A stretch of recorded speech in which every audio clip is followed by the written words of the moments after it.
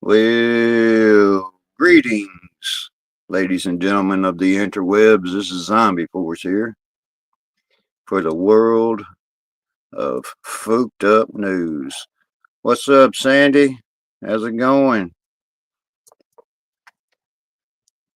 Maybe if I uh, be able to get some shit stirred up today. I'm hoping so.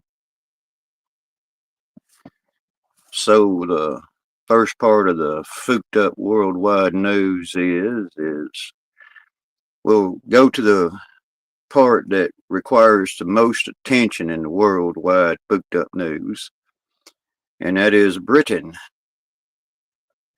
and the calamity going on in the lands of the UK, and how the Prime Minister or the President of whoever he is, it's cold and snowy there. Well, that's not no good news. You got your hot chocolate, you got plenty of coffee and ways to stay warm there, Sandy.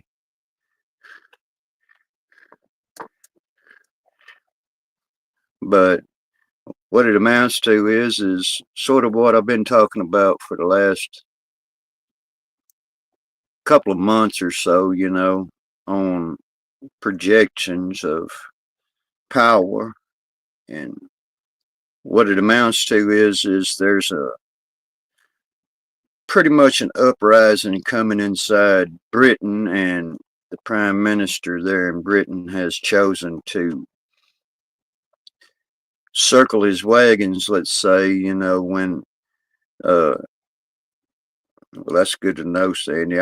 I'm the same way. I got like 70 degrees here today, but by the weekend it's supposed to get below freezing. So you got the old King Charles there. He advised his people to be in unity, which means that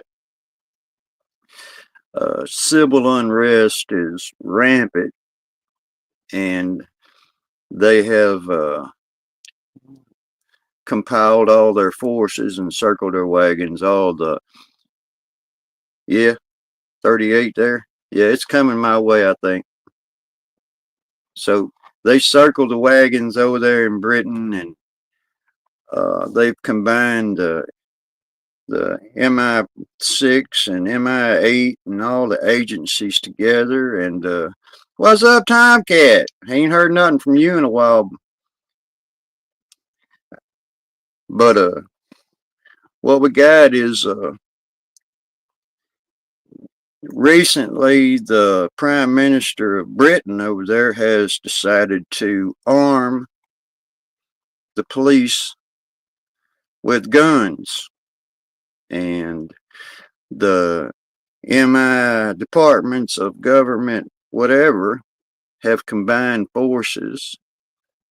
And then they're saying it's due to pretty much civil unrest inside Britain and the UK, and then the uncontrollable factors of what Macron in France has had to say. And Macron has advised the citizens of France that they could lose their children, in this, whatever this is, so they got everybody in France pretty much horrified. And then the EU, it's a disaster on the EU. And then before it's over with, they're trying to combine their forces when it's a fact that the United States doesn't want any more involvement in any of the war conflicts going on inside Europe. And this NATO is pretty much falling apart. It was predictable that NATO would eventually start to collapse and weaken because of the presidential administration of Trump that says they need to pay their part in the defense of Europe because, uh, and then come to find out, that some of the royal part of the English government and UK government has made the Ukrainian conflict purposely drugged us out.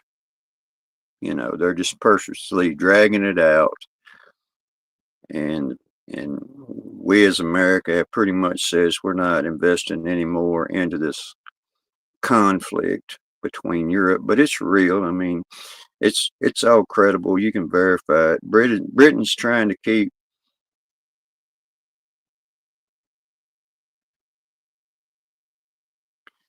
Yeah, they do, Sandy. They want they want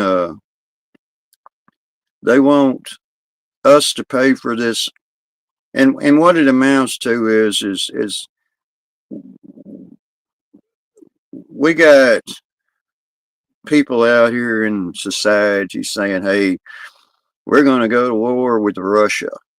It's going to be World War III. We're going to go to war with China." And I'm going to say, well, would you care for me to go ahead and put some facts on the line, which is China just had talks with, I mean, Xi Jinping just had talks with Donald Trump, and they secured 3 years of exchange of grains and food and some other stuff between China to back off on some of the tariffs being charged to them. And there's no possibility of war anytime soon between China and American forces. It's just not going to happen. And then, uh, and I've been saying it all along. I mean, Russia, they just, they've been in the process for the last month now of making sure that they've got all of the Russian citizens evacuated out of Venezuela, and I just made a video not so long ago about the the oil and the supply going into Cuba and the super tanker that was just apprehended by the American government. I mean, it was an oil tanker that was on the list of sanctioned oil tankers running between Maduro, Venezuela, and the Middle East, and over to the third world uh, powers. And it was already on the list. It had been on the list, but they just decided to cease the vessel under the oil embargo, and that boat right there was one of the boats that was listed on the list, and that was before Donald Trump was even president. They had put that boat on the list. So the conflict going on down there that's fixing to happen between the American forces and the Venezuelan country, it's not going to be a foot war like everybody thinks. It's going to be uh, liberating the oil and actually giving it back to the people of Venezuela instead of to the tyrannical tyrant Maduro that gets all his money from places like Cuba and third world nations pretty much, and then the drug flow and everything. So in order to combat that, you have to do, like I said back months ago when I was on a live feed with some other guys, we were talking about it, and I said, first thing I'm going to do is take the oil, and then that'll bankrupt the money flow coming in and out of Venezuela. And then the next on the list, if people hadn't heard, is Colombia. You know, there's going to be some issues with Colombia there, but all in a nutshell, Europe is pretty much figuring out that they're on their own in any of those conflicts over there. That's what Pete Hegseth and President Trump has been saying all along, how we were going to withdraw from any of it. So to combat that, Macron's telling his people and citizens inside his country that they could lose their kids, and then Britain has circled their wagons. They have actually issued up military rifles and stuff to their police inside London and uh, Winchester, and uh, there's things going on there that they're not letting out of the bag. I mean, it's the first thing a tyrannical government or a tyrannical regime wants to do. The first thing they'll do is combine their forces. They'll pull in all their information agencies. They'll pull in MI8. They'll pull in everybody around that whole UK, and they'll put them into the. What's up, man? Shad. Hey, man. Uh, uh,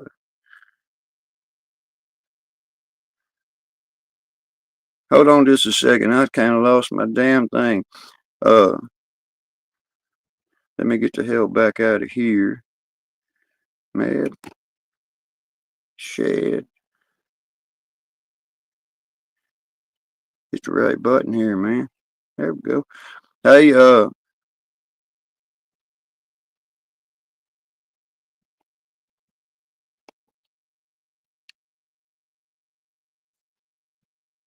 there's the link if anybody wants to come in for a second. Say hello.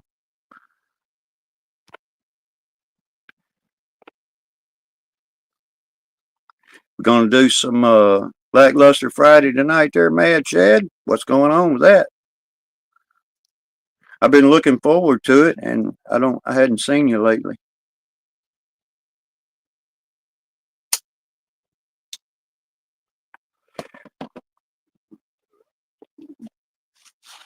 But basically what it amounts to is Britain's got their asses in a crack over there. The UK has the parliament and everything over there.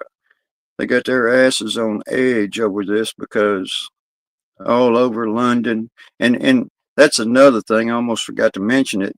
They've held up the elections on the mayors and stuff that was fixing to be elected. They've held up on any new elections until further notice on that. So that's living inside that UK over there. But what it amounts to is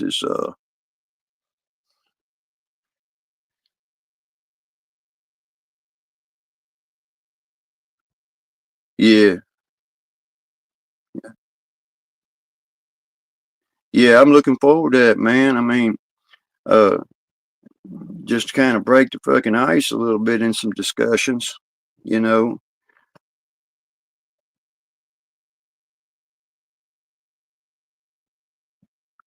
I mean, that's pretty much what it's about, Sandy. I mean, you got the people inside that country, and I mean, it didn't make it any better for, you know, the leadership inside our country. But we told the truth. You know, your country's going to shit. You know, you're losing your country. And then I said that the other day about it. I mean, it's kind of like you're losing whatever it took to put your country's name on that world map. That's what you're doing. You're losing that. So due to the civil unrest, I mean, people can expect to see some real shit coming out of the UK over there. I mean, people are just disgusted with it. And then they're saying that they're going to conscript.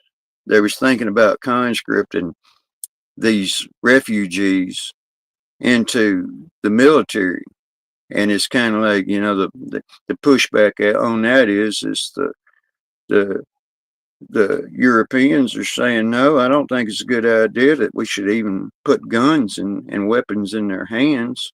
That's not something that they want to do.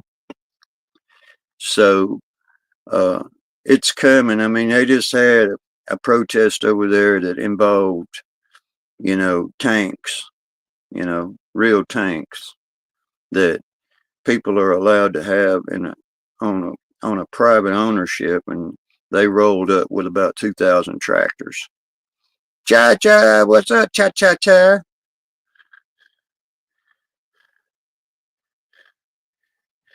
So like I said, anybody want to come up? The link's there. Uh, but expect that. I mean, that's just going to be a blowout over in Europe. They're going to have some civil unrest going on there more than what they got right now. I mean, it's just a fact.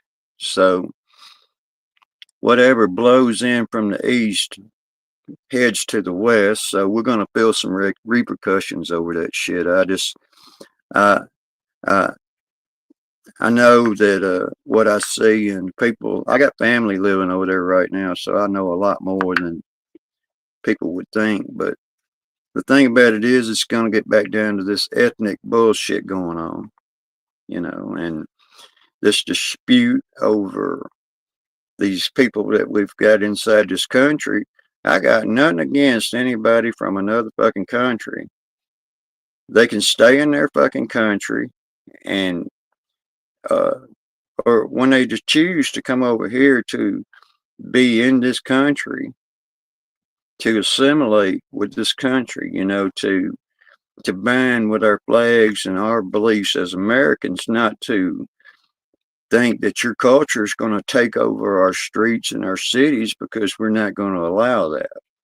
And that's pretty much what this goes down to. And then this puss bag congressman said this, and I put a video up about that, on how they called and considered it an unfortunate accident that one of our National Guard members died and got shot in the head. It was unfortunate, you see. So that's coming from insults, telling our leadership, they insulted our leadership. Uh, they was just Secretary Nome was just taking hits from these people, and they was saying, "Oh, she should resign." Why? Because she's doing her job, So, and then if you drop it on these Democratic left-thinking people, or whatever side they want to be on, if you drop it on them and you say, "Hey, you know that the one that the one that deported the most in the past administration was a Democratic president, and his name was Barack Obama." He deported more people. So, I mean, it gets down to the brass tacks of things, I mean, it's like, it's coming down to our streets, it's coming down to our neighborhoods. And if anybody's like I am, I mean, I'll say it, this is my opinion. I would like for my granddaughter and grandson to enjoy the city parks, public transportation perhaps, walk to school, and be safe and unaccosted from this foreign belief. And then, and just by incident, if anybody ain't heard about the 15-year-old teenage girl that got raped and assaulted by the two people in the UK over there, and they were people that arrived on the boat down there on their shore. And then they dragged this 15-year-old girl off across in a park over there where nobody was around, and they were sexually assaulted her. And then their left media decides to say, oh, they made reasons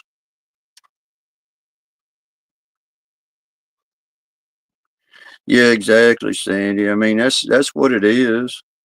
I mean, people's just pretty much they've had enough, you know, and to have the the the United Kingdom to try to make the victim, she was made out the victim. They tried to make it out like it might have been her fault.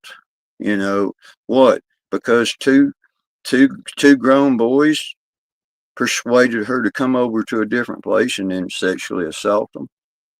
You know, and then they wanted the guys that assaulted her to be able to remain in the country after they got out of jail. They want them to be able to stay in the country.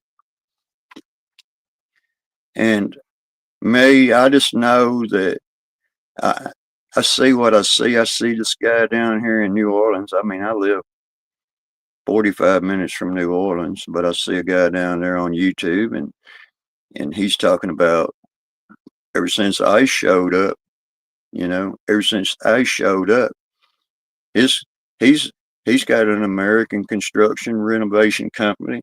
He says ever since I showed up in New Orleans, his phone ain't stopped ringing. Landlords need things done, people need things done, and you don't have somebody shoveling in these illegal aliens into that city anymore.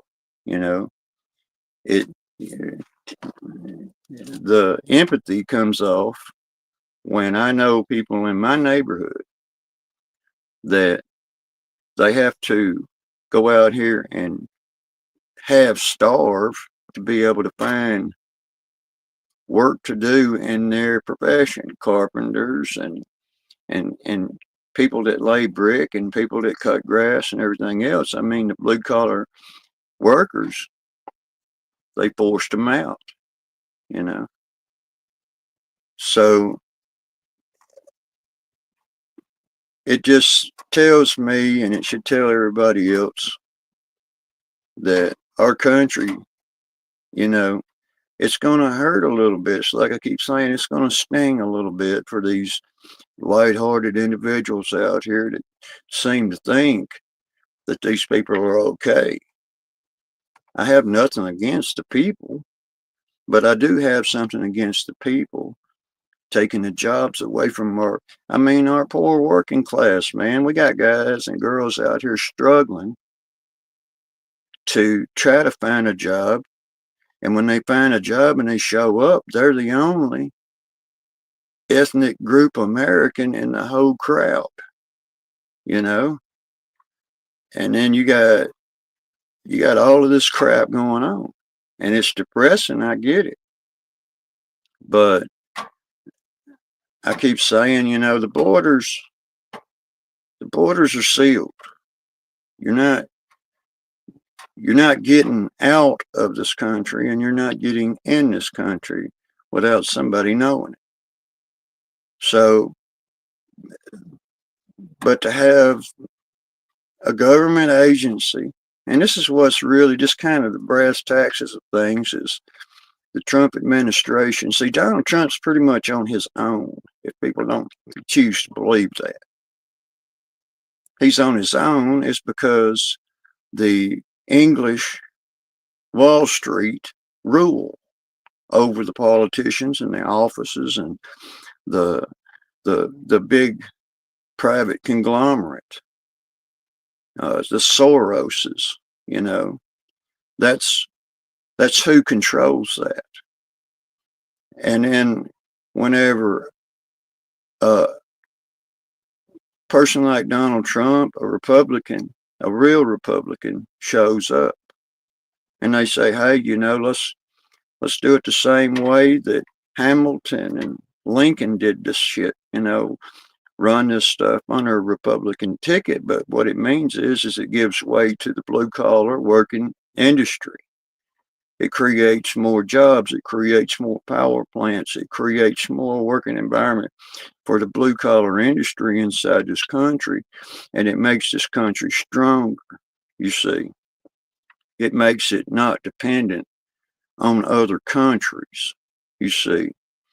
And For the last 100 years, it's a well-known fact that the United States has pretty much been, they've battled with this European influence and the Wall Street guys. They want to they want to charge you more money for an old house instead of building a new house.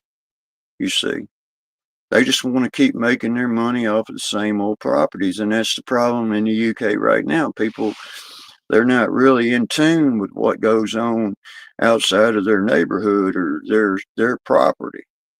But it affects you. It's because the UK, one of their biggest problems right now is whenever the citizen owns a farm and their families own that farm for generations, and it's made their living for them. Now you have people inside UK that's being stripped of their farm through taxation, and it means that I seen a video where a guy he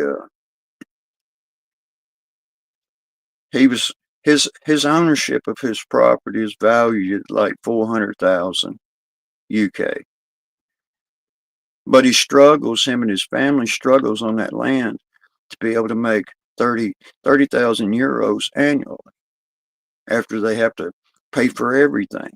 And then if something happens to this individual and they die, and their sons and daughters don't have the money to pay that full tax on that 400,000, then they lose the land.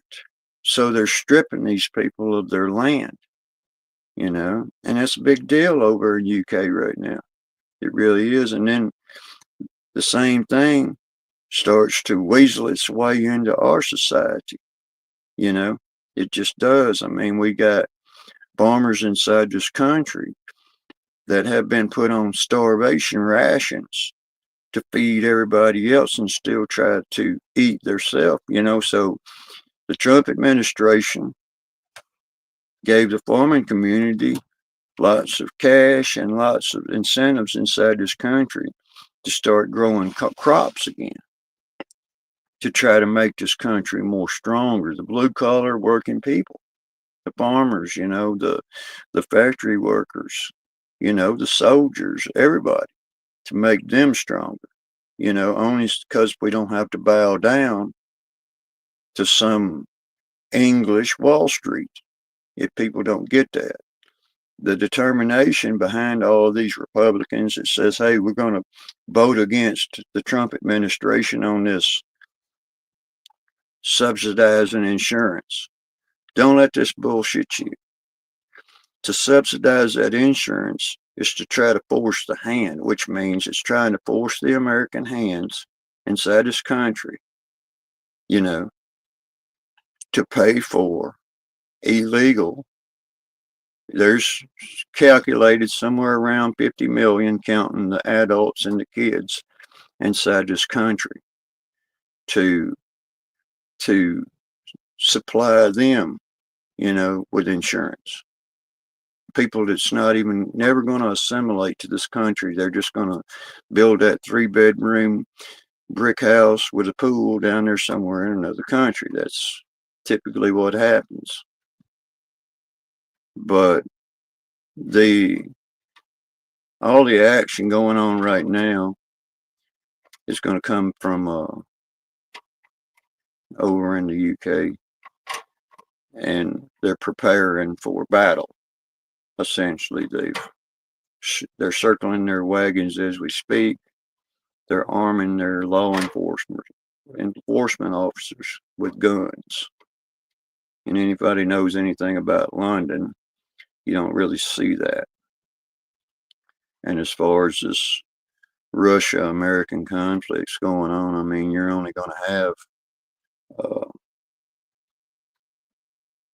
propaganda about some war between Russia and America, but it's not going to happen, because simply during the Alaskan meeting between Putin and Donald Trump, it was talked about in the future building an actual tunnel and a bridge.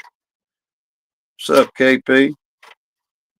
So they're talking about They're talking about building a bridge tunnel from Alaska to Russia. It's only about 55 miles anyways. You know, people don't know that.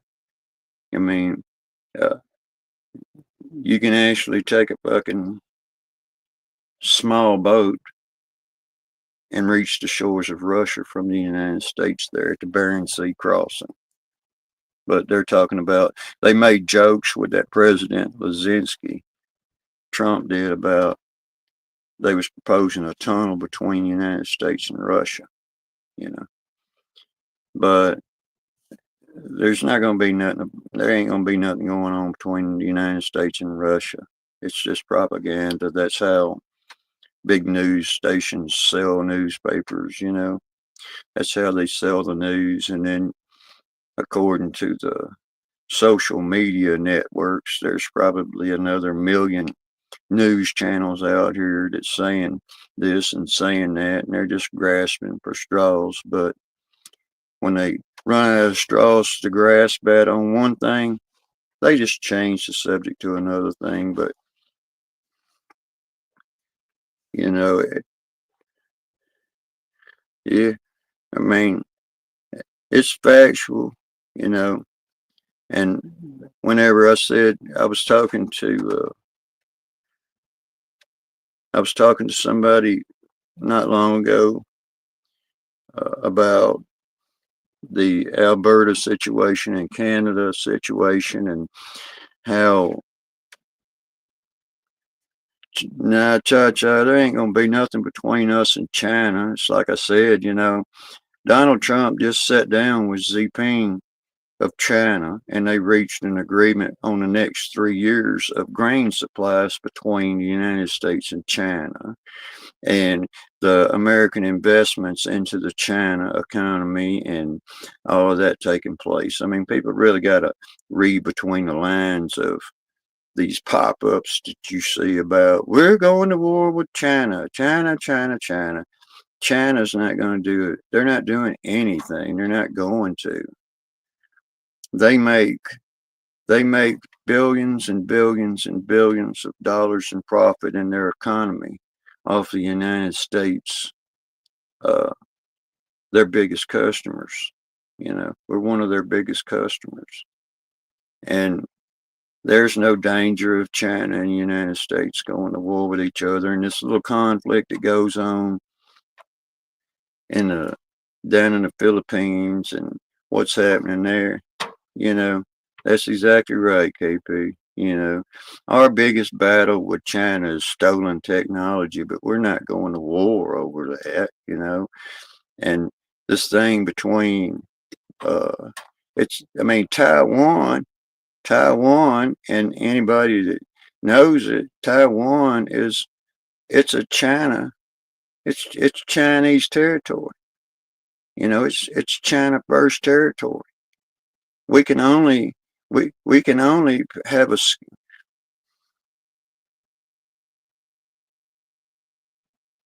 yeah, they need us, cha-cha. And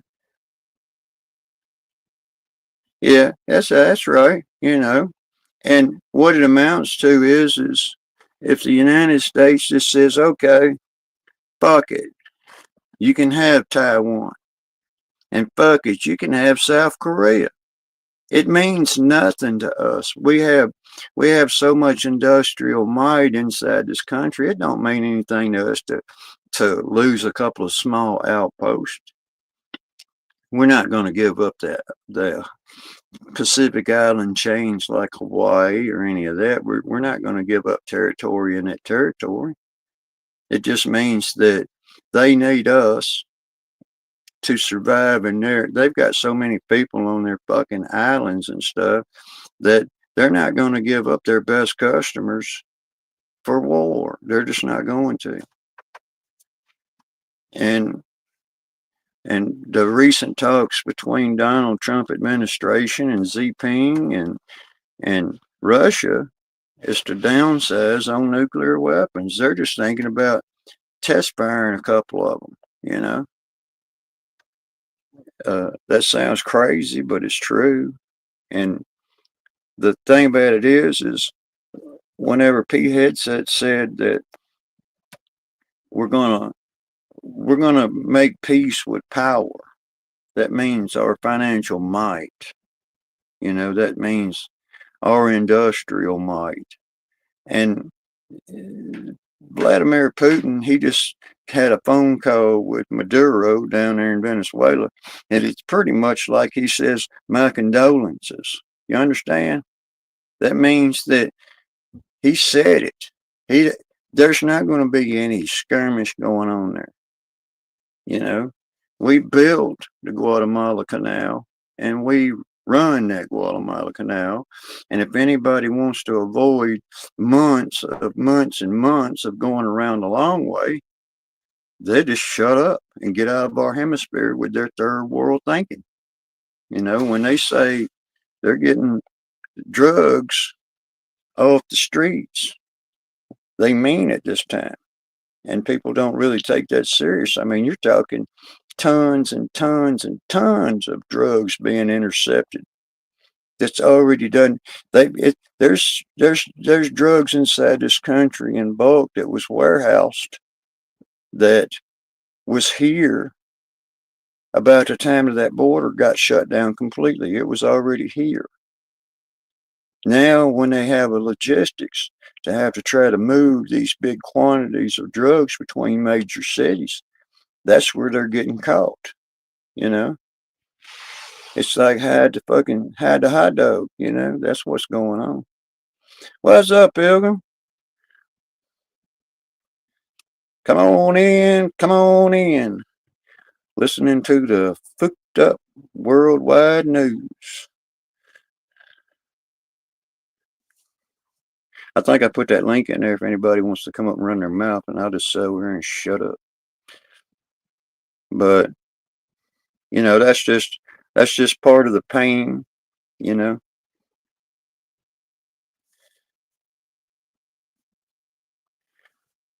So you got all that pain going on inside this country, and then that's exactly. I mean, you can take my word for that. Whenever they said, okay, we're gonna make THC illegal again. We're gonna we're gonna make this rule about hemp.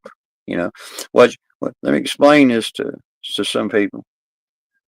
The infiltration of the drug cartels into the cannabis industry inside this country, sticking their hands inside these big grows, sticking their hands inside these dispensaries and shit. They're in there, and then not only that, it means that it means that you've got that dark side of that also infiltrating into that, and then all of a sudden you go to sit down and smoke you a decent clean joint, and all of a sudden you find out it's got fentanyl lacing on it or something. So it kind of you know says it says something. It says that it'll probably more than likely be legal again, but it says that all of the cartel and the dark side of the industry won't be there, or as little as possible. I mean, that's the motion there. That's what I see. You know,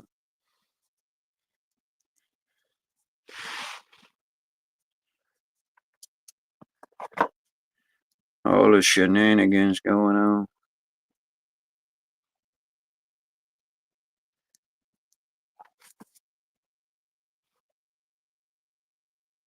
Oh yeah, that means Pilgrim. We just got to go back to our original sources. I've been I've been I've been smoking weed there for the better part of 45 years. So I mean that never stopped me from smoking a joint.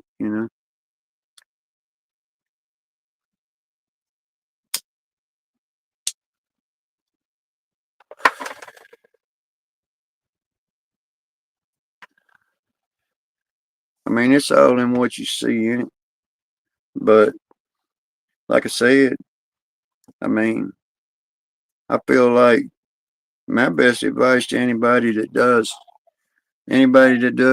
this, you know, household repair services and stuff, and you want to make some money, that's where it's at. I mean, uh, painting, carpentry, laying some brick, doing some blue collar work because, like I said, there's people down here in New Orleans. Their phones ain't stopped ringing since I showed up, and then they start talking about that bullshit, and I'm saying, well, hold on a minute. The people see the reason that the major news medias and everything are saying that they're not having such a big pushback down here in Louisiana over this is why. It's because the majority of the people that live in this state support it. They support that.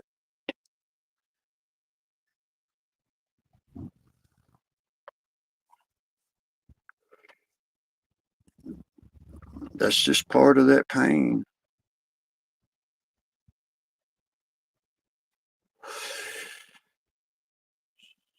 So you got, I mean, it's like, it's a fucking mess right now. They was talking about that. I said, I heard that shit about Britain. I was like, oh shit, that's going to be some hell. Whenever they're telling uh, a training uh, base for the British military, they're telling these cadets that they got to leave so they can house illegal immigrants in their facilities, in their beds, telling their own military members that they're taking over their barracks to put illegal immigrants in there and feed them, you know, instead of feeding. And in the UK, fuck, they got fucking homeless veterans inside that country too, you know.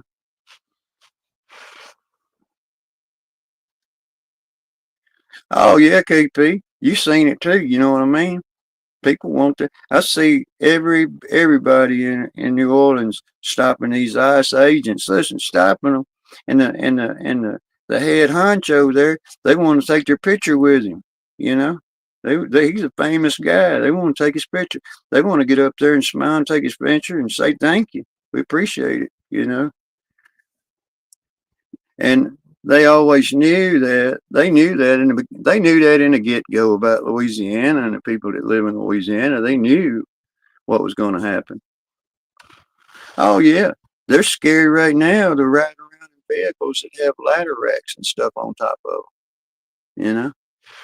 They don't want to ride in a construction looking vehicle at all. They just want to ride in a regular old vehicle and kind of blend in.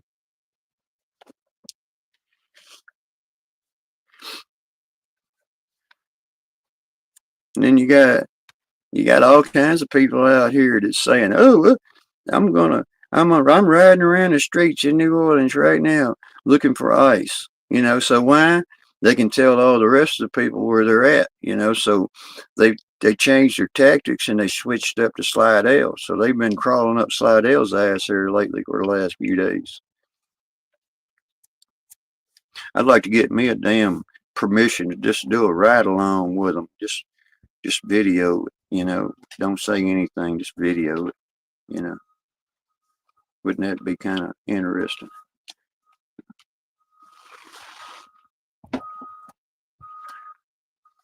Sounds like we got the school buses out here turning around.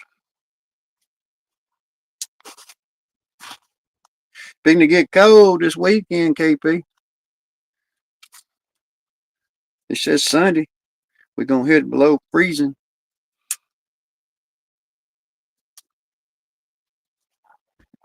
Well, the thing about it is, cha-cha, I mean, whenever you say, okay, the gate's closed, you can't get out. Whenever you start tightening up the rope a little bit, it means that you start seeing what me and KP's talking about. You got people out here thinking they should have more numbers by now. the biggest.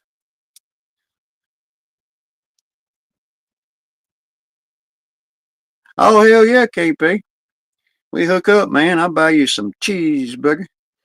But the damn thing is if you think about it, I mean, I know these things. I know how this works.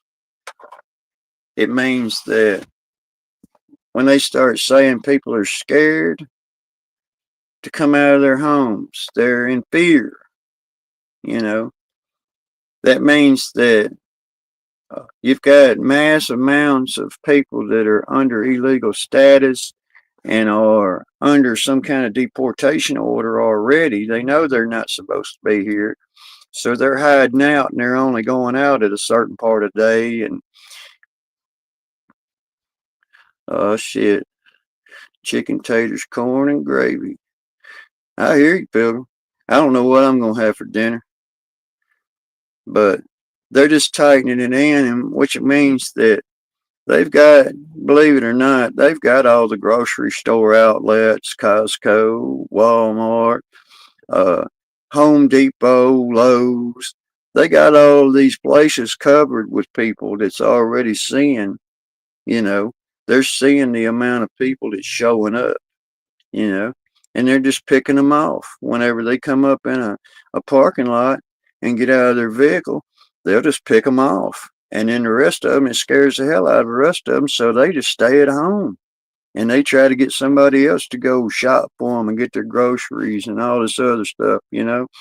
But eventually it saves this country billions of dollars just to go ahead and persuade these people in a nice way to just go home, go back to the country that you came from, self-deport. That's our best strategy inside this country, is to explain to these people, hey, if we come to your house and catch you in your yard and we arrest you for deportation, it means that uh, the vehicle in the parking lot at your apartment complex, it's getting seized.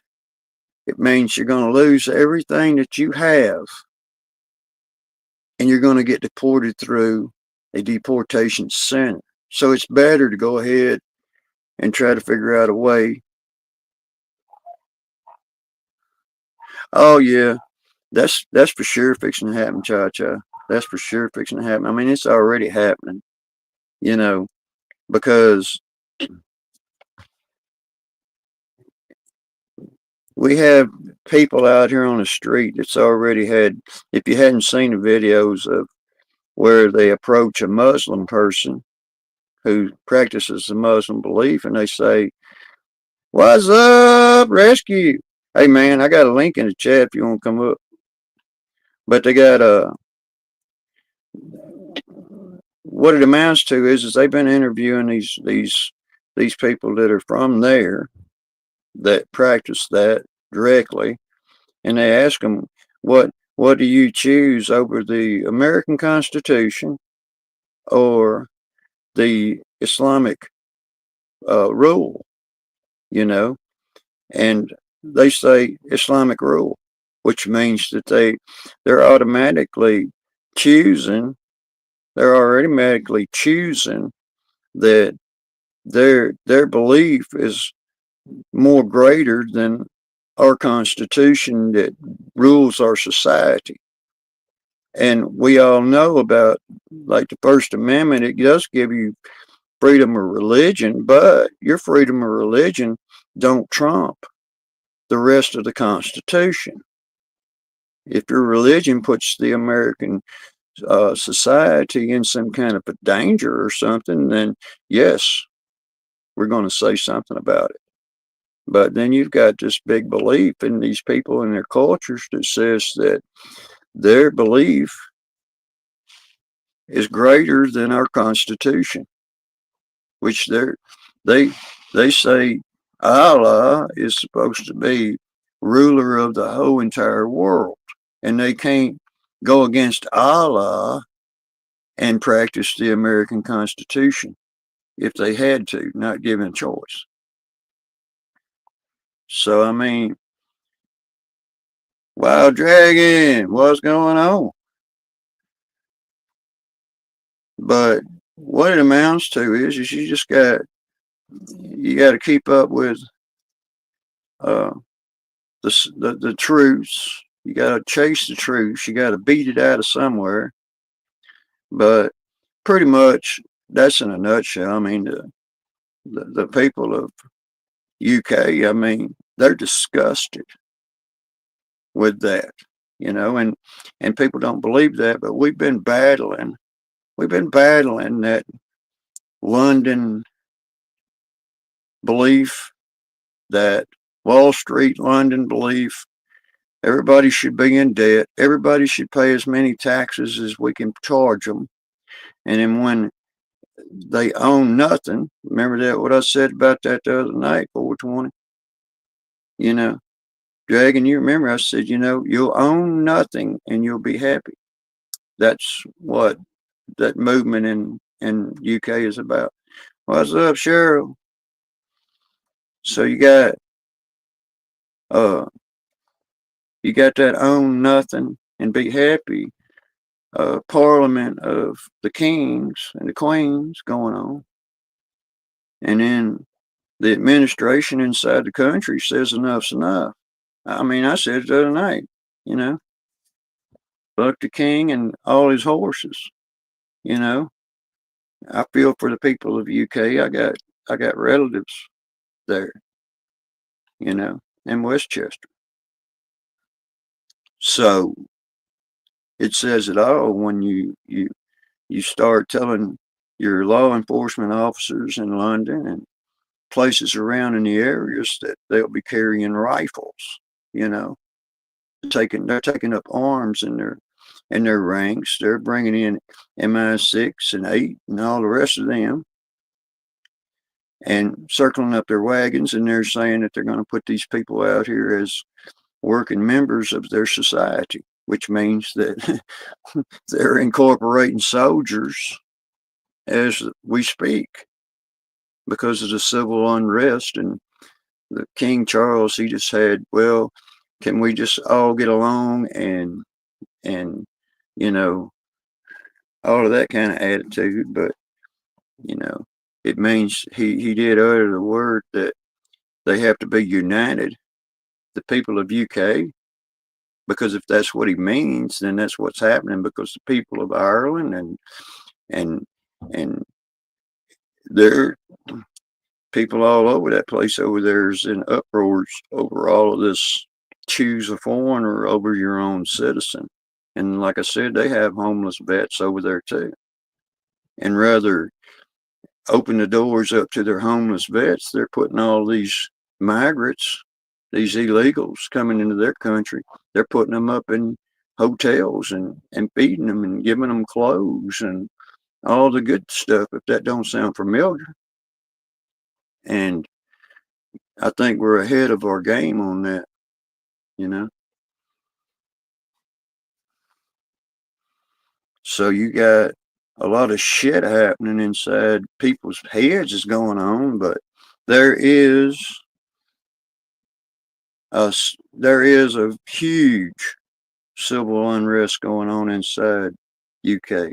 And it's not because I heard it off the news. It's only because my relatives call me on my telephone and we have conversations about it. If things have to get too bad, they may have to come over here. You see, people that are not soldiers, family members, children, wives, elderly. I have relatives there. So, and in France, Macron, like I said, he's already done said, he's told it on national television to tell all the citizens of France that they could lose their children. What the fuck kind of shit is that to tell you people? Why would they lose their children? So inside our nation, you know, I mean, I'm just gonna say they're gonna fuck around and find out that they're not in Somalia. You see, behind, there's there's as many weapons inside this country as there is blades of grass, according to the emperor. So that's where that's going. And like I said, you know, all these goings on, you know, and that's what I've said all along. I think that we need to put that olive branch out to our people in the streets and our people in distress, whether we want to or agree to or whatever. It's because it's our duty as Americans to get our people off the street, put them in safe environments, put them in warm environments, give them something to fucking eat, and figure out, do these people need, what kind of help do they need? They don't need their lives dictated, you know, because if you look back inside our society, inside the last few decades, and you say, okay, if something fucked up happened to you and something's fucked up has happened to you and you managed to crawl your ass out of it and have a roof over your head, think about times then and times now. It's even rougher. It's harder to make a living. Things cost more. Shelter costs more. The the same conglomerate that's trying to do away with the Trump administration and everything else, the Soroses and all of that, the Wall Street English belief, whenever we pulled back, and I said we would, NATO's falling apart. We're out of that UK environment. We're not into your world conflict of wars there. The the UK leadership of EU, the EU has been deliberately, and it's proven they've been deliberately trying to prolong this conflict between Ukraine and Russia and expecting the United States to back them up with money and weapons and everything else. And that's just a big mess. And then we're going, no, there's no way the United States is ever going to go to Russia. People, just please do your homework on that. You know, it's up to us. And Mad Chad said that. And I'm going to mention it again. He says, well, why the hell can't I just do these things myself without asking anybody? And I said, exactly, Mad Chad, we can. We need somebody, we see somebody that needs something, then that's the way it should be. It's sort of like I heard this the other night. If you see somebody sitting at a bus station, at the bus stop, why can't you stop and give this person a ride on down to the street to the next bus stop? Why can't you help? No, it's just like that regime that's been running our lives and running our country for so many years is going to do everything they can, just like that insult from that congressperson that says it was an unfortunate accident that one of our standing members of our National Guard should get shot in the fucking head, and one of them died. Terrorist. So whenever it starts to be, when that painful thorn starts to get, that little thorn in our side and stain on our flag starts to get dry cleaned, it's a little painful for the liberals, and that liberal European liberal king of fucking whatever influence on this country. It's been there for the last 100 years. Its sole purpose is to invade our country and our economy and dictate our politics. And so far, it's been working pretty good. The Wall Street. Don't build another house.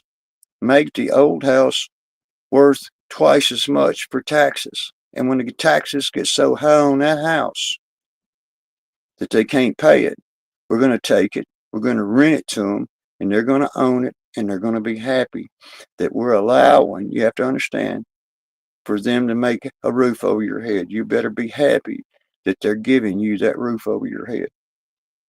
See? And then when you put a politician in the seat, you put a politician in that seat there, it says, hey, we're about industry. We're about making our country stronger. We're about producing more jobs and more money, see, for our people, our blue collar workers to rise up, you see.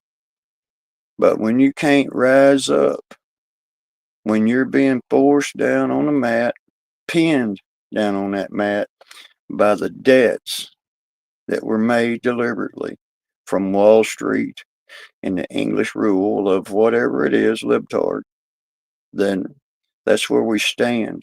And that's where you get these conflicts going on between the Republicans and the Republican House and the party.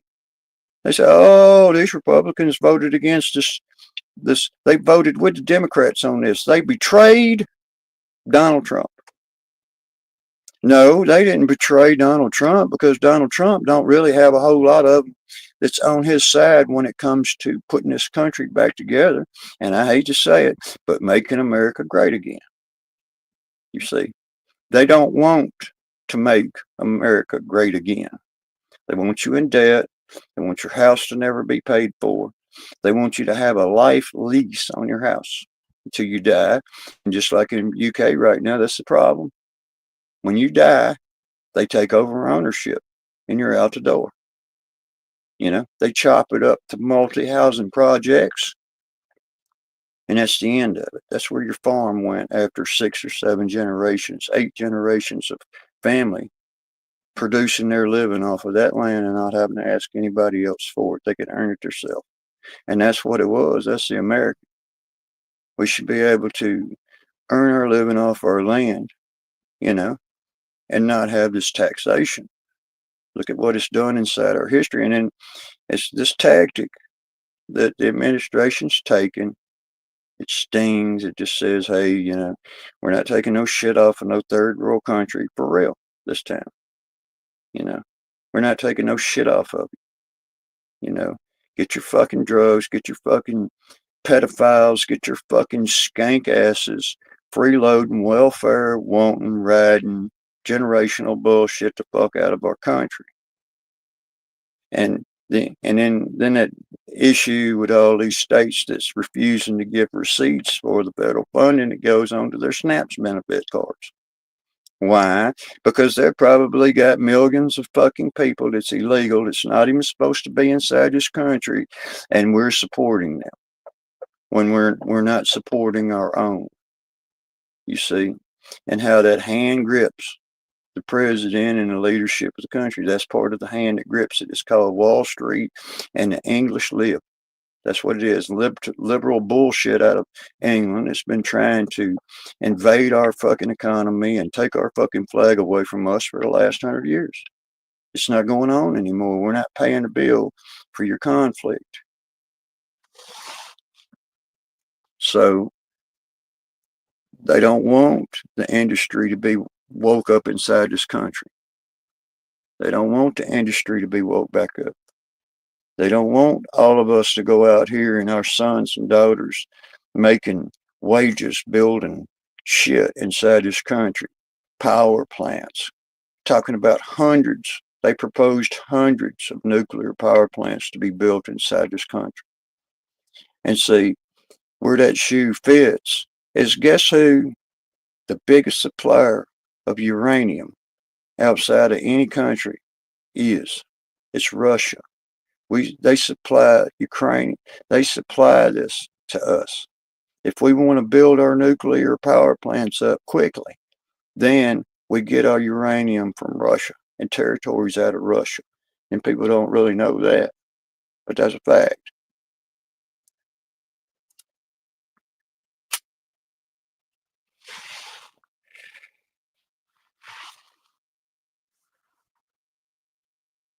Yeah, it's a fucked up world wide news, ain't it?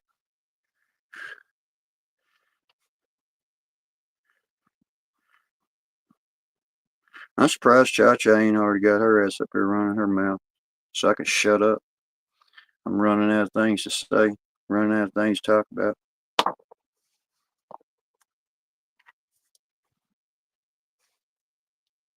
I'll tell a joke. There's a bear and a rabbit shitting in the woods. And the bear looked at the rabbit and said, "Hey, rabbit, do you have trouble with the shit sticking in your fur?" And the rabbit said, "No." So the bear wiped his ass with the rabbit.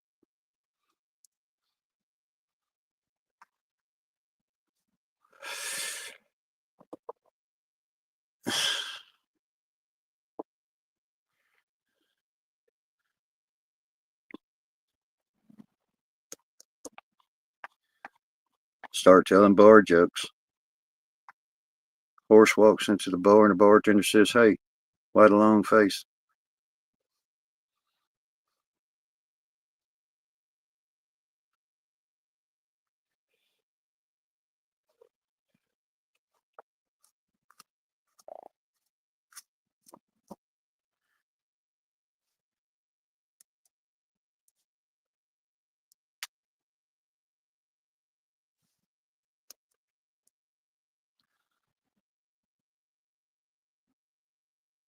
So I think I heard Mad Shad say that they're going to do the lackluster Fridays tonight.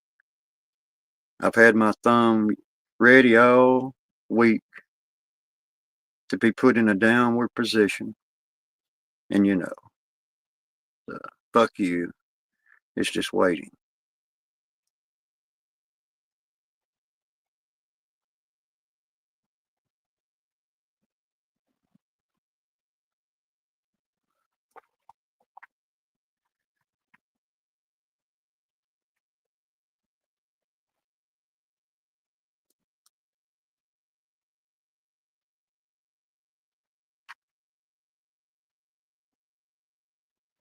Yeah, it's some old school classic shit, you know.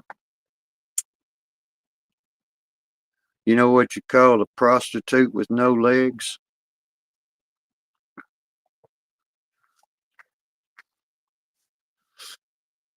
A night crawler.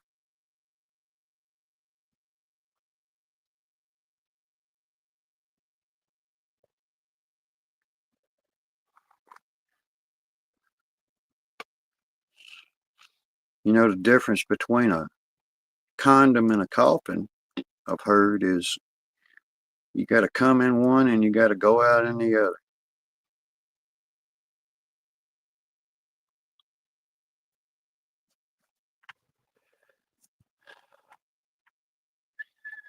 That's some dirty deeds done dirt cheap.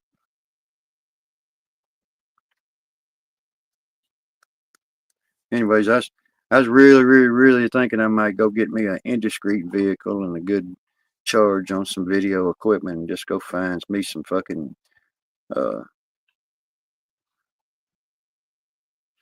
illegals in distress.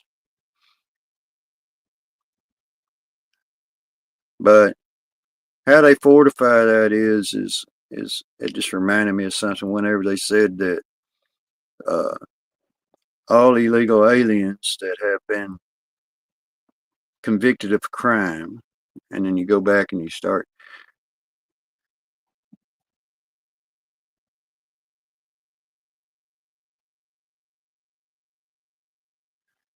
An atheist walking in the woods when a bear started chasing him. The bear got closer and closer. When the bear got ready for the kill, the atheist screamed, "Oh my God." Then time stood still, and God said, "I miss those all night streams at sheds."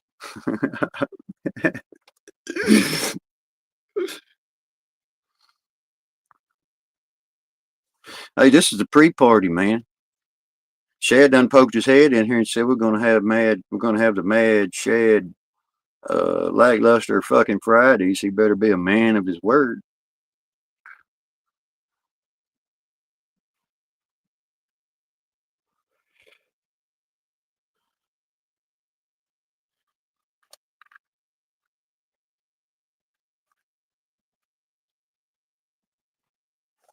Hey, if you got three people sitting in the back seat of a car, who's driving?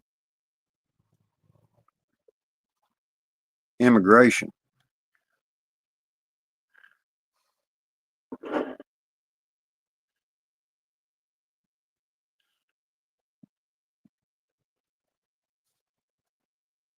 Bigfoot.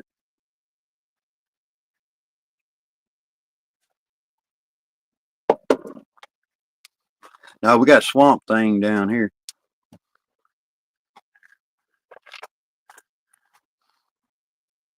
Y'all got Bigfoot up north, prowling around.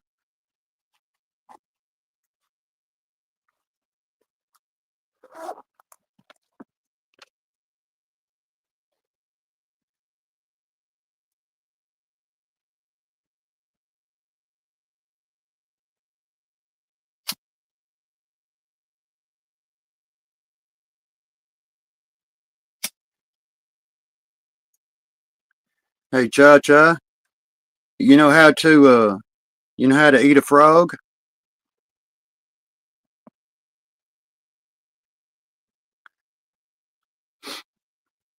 You got to put one leg over each ear.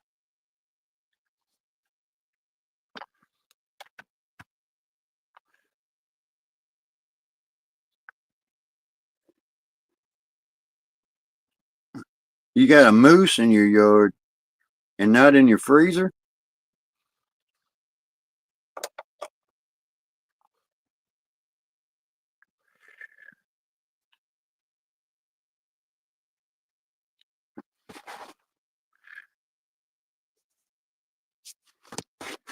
Anyways, I just sitting here blabbering my mouth about all these damn conflicts going on. Uh, so is inflation, is it on the rise or is it on the fall? The damn irony of it is in the battle, the book of battle, according to the officer's training manual, says when you got all your wagons circled and you're fixing to have a civil uprising and a civil unrest inside your kingdom, according to the King Charles, then you create a conflict, you know.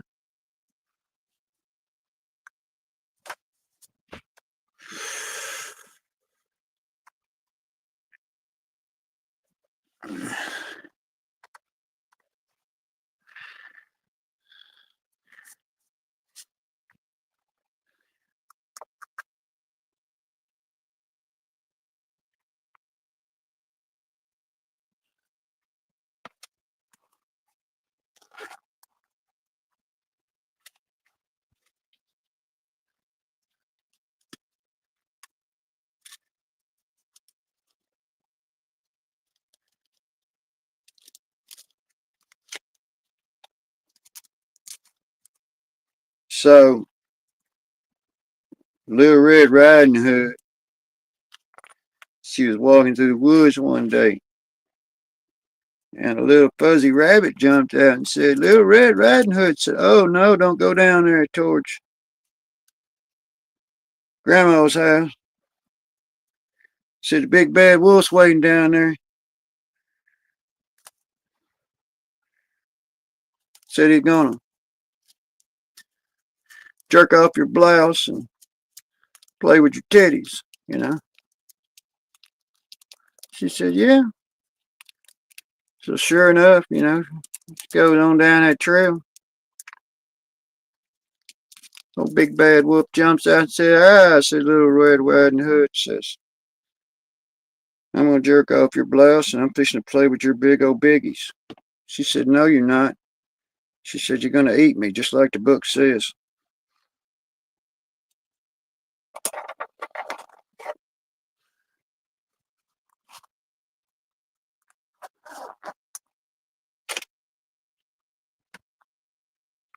I did check the adult box, it's come in at your own discrimination.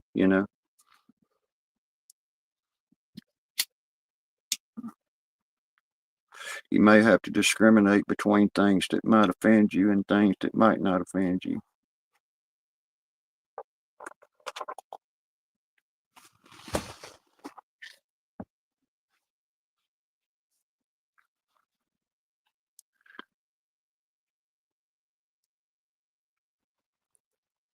I had this dream the other night. You know, they say if you have dreams, and you should talk about some of the things that you dreamed about, you know, and so I fell asleep. I started dreaming about the the conflicts of hell, you know, and what it may what it may be like being there, and imagining people running around on fire and lightning bolts shooting out their asses and things happening. But I just remember that I was in this place and it was known as hell, and the first thing that I seen was this beautiful blonde, you know, and I'm standing here looking at this beautiful blonde woman, and oh, Satan, he comes up behind me and he taps me on my shoulder and he says, hey, you know, he says, you like what you see? And I said, yeah. So he closes the door behind me and leaves, you know. Comes back later and gets me and says, hey, you know, Zombie said, how was it? I said, well, you know, it was better than anything I can remember while I was amongst the living, but I don't think that, you know, this is what it's supposed to be about down here, all of this going on. And then he introduces me to this redhead, and she was better than the blonde head. And then ultimately he introduced me to this brunette, and I was like, oh my goodness, this is definitely not what hell is supposed to be about. Well, then this urge come upon me, and I said, well, you know, I got to find out a place where I can just, you know, go sit on a toilet, because I really feel like I just got to go take a shit, you know, all of a sudden. And then this Satan fellow walks over to me and pushes me up in this room, and all of a sudden it's this solid gold toilet, and I sat down on this gold toilet, and I let her rip, and I said, whew. I said, I think that's the best shit I ever took in my whole existence. And then it dawned on me. I looked around and said, that's what my hell is all about. They say, you know, your hell is going to come at you from a different angle. And I said, mine is that I'm going to have to walk around with a nasty ass until I can figure out something to wipe my ass on, you know. But lo and behold, you know, Satan, he comes to the stall and hands me a roll of satin to wipe my ass on. And about the time I went to wipe my ass, you know, my girlfriend smacked me and said, wake the fuck up. She says, you done screwed me 3 times, just took a shit in the bed, and almost wiped your ass on my nightgown.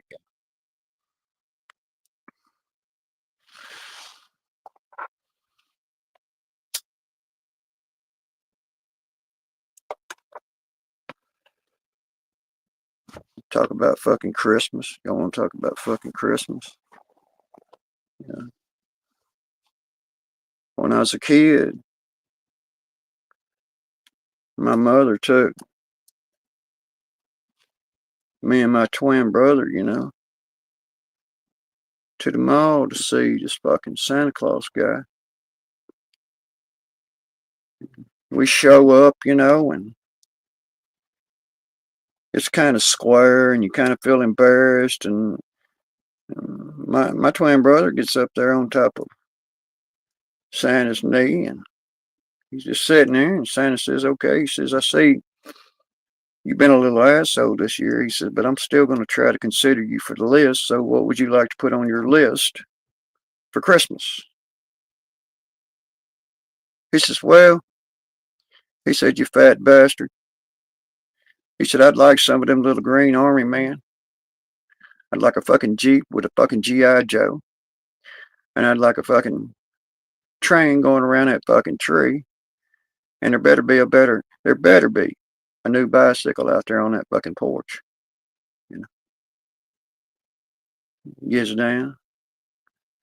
Old Santa Claus said, "Hey, lady," said, "come on over here." Says that there?" I said, I think you got a problem with him. She said, what did he say? She said, well, she said, I tell you what. She said, right around that Christmas tree.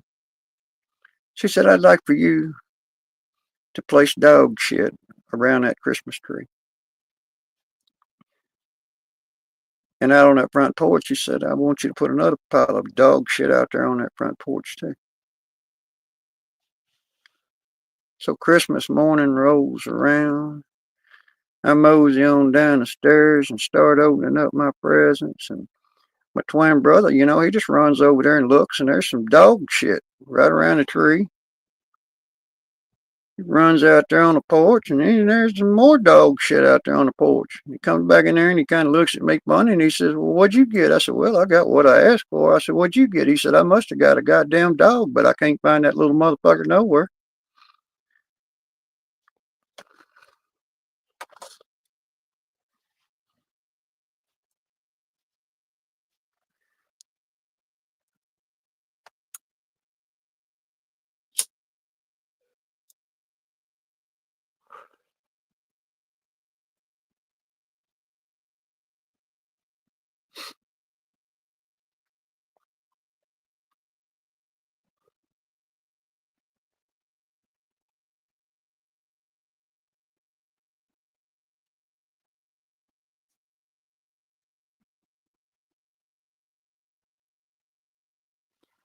Cha-cha, you ain't got no integrity.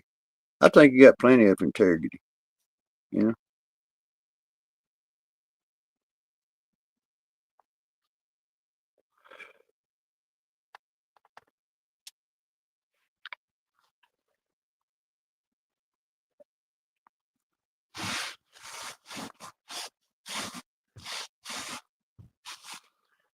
I think that conversation should come with discrimination, you know, because if you're going to discriminate a person for the things that they talk about, then it's kind of like, you got to think about it in a different way. But I think the world's in a fucking mess, you know. It's like them Britons say, bloody hell, man. You got to understand, bloody hell. Imagine bloody hell. That we were talking about hell, bloody hell. And fucking, that's right. I got some fucking shit on my mind, everybody. You know, you know why a fucking elephant has 4 feet is because there wouldn't be as many elephants if he only had 8 inches.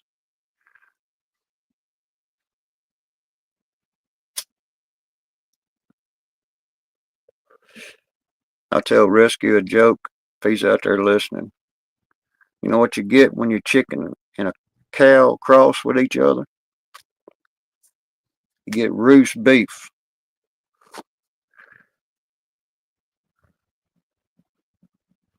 If you're driving down a road and you look over there in your field and you see the cows all over there masturbating,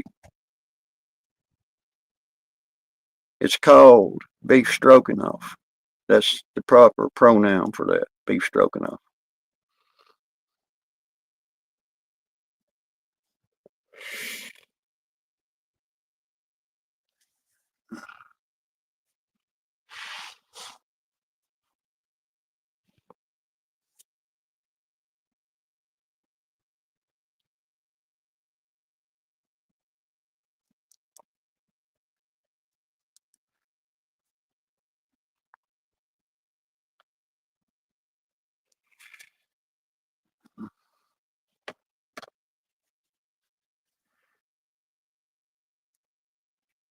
Me and a couple of my buddies is thinking about going can hunting later.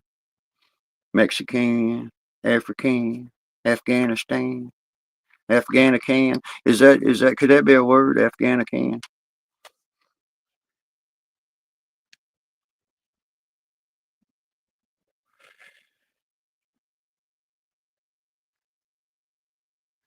Oh, Lord. Don't even get me started.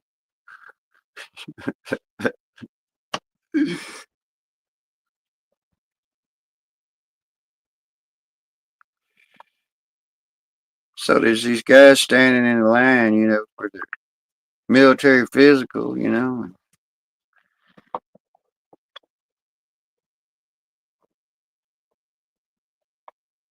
Guy in front, keeps turning around looking back at me, and I just keep, I keep pushing it back down between my legs. I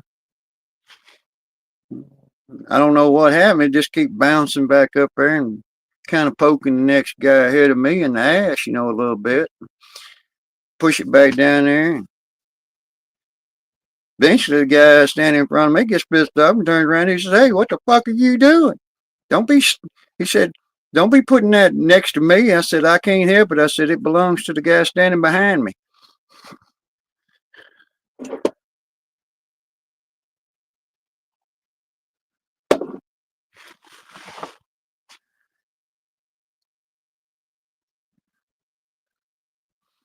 What y'all think? I mean, give me a woman's perspective on big women. Big women. Should we make a rule of, like I said the other night, Cha-Cha, make it a rule where you can't be more than 150 pounds in weight, and you have to be a certain height and 150 pounds to be able to purchase spandex inside this country?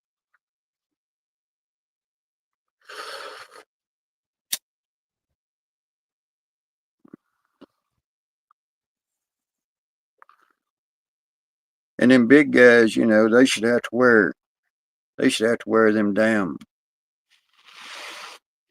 t-shirts that kind of button down between their legs to keep their t-shirt tucked in, because that excessive plumber's crack and the old shade of shed, you know. I mean, what?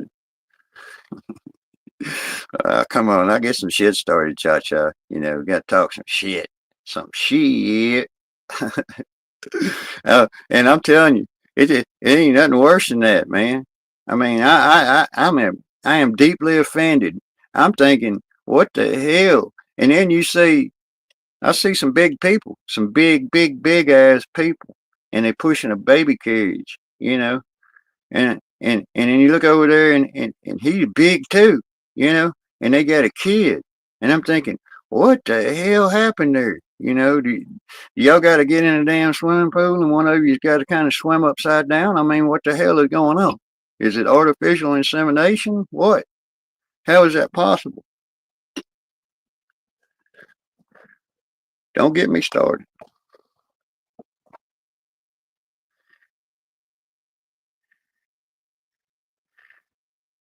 You motherfuckers.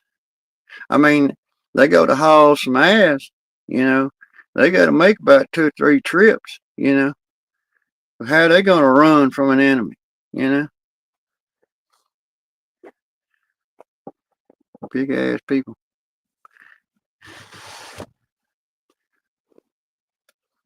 Yeah, can't be making fun of them big people, you know. You ever get one of them big people laughing? It can cause an earthquake.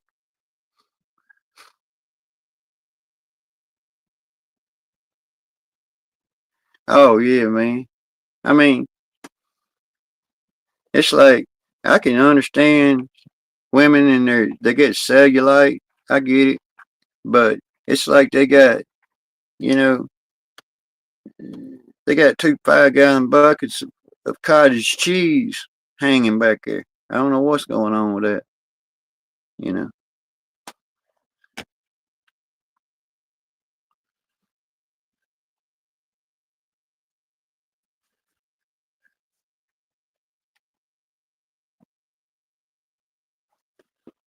Hey, I'm telling you, I don't,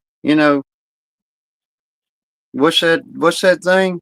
They said your mama's so fat that yeah, don't even get me started, because I can, your mama, it's like you just want to tell them, tell somebody, look, your mama, she's so fat that last time she went to the state fair, somebody tried to crawl up her ass and fly her around, you know?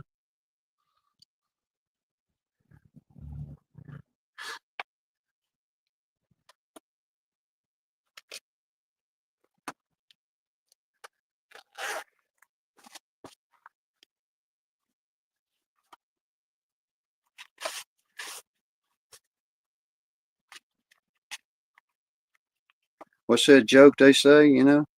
I retain water, and you just say no. The Hoover Dam retains water.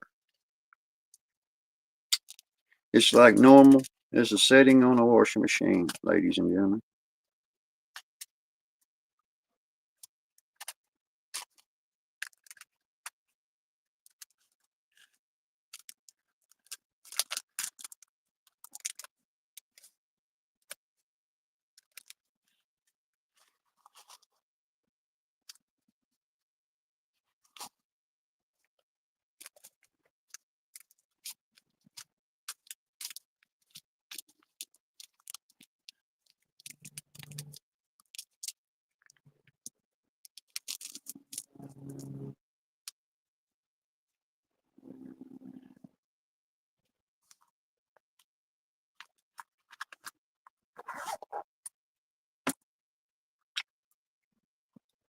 Yeah, you got to watch out for them damn propagandas going around, you know.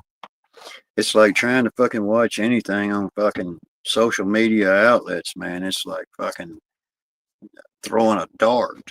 You know, you see so many sides of a lie that it just gets to be completely absurd. And I think that the country of Britain right now, I mean, they got fucking, they got protection up right now. They're not trying to get any of this leaked out. What's going on in the fucking UK? They're not trying to put that out there. They're trying to fucking suppress it as much as they can.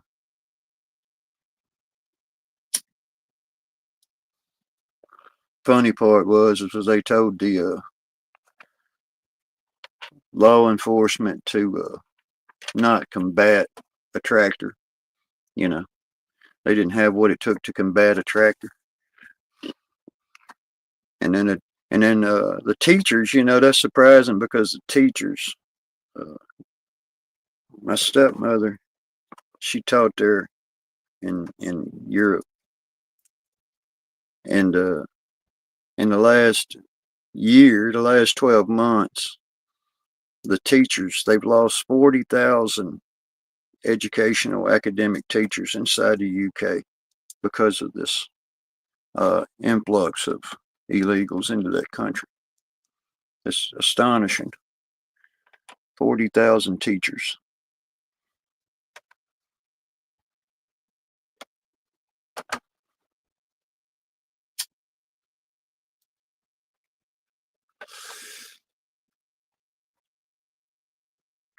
But whenever the gas transportation trucks rumored that they were not going to run in UK, they were all going to go back on strike, and then all this other civil unrest about shit. I mentioned that the other night. I got some people in over there right now uh, posting UK flags up, the British flag up on all the flagpoles, and it seems to be pissing a few people off, but they're doing it anyways.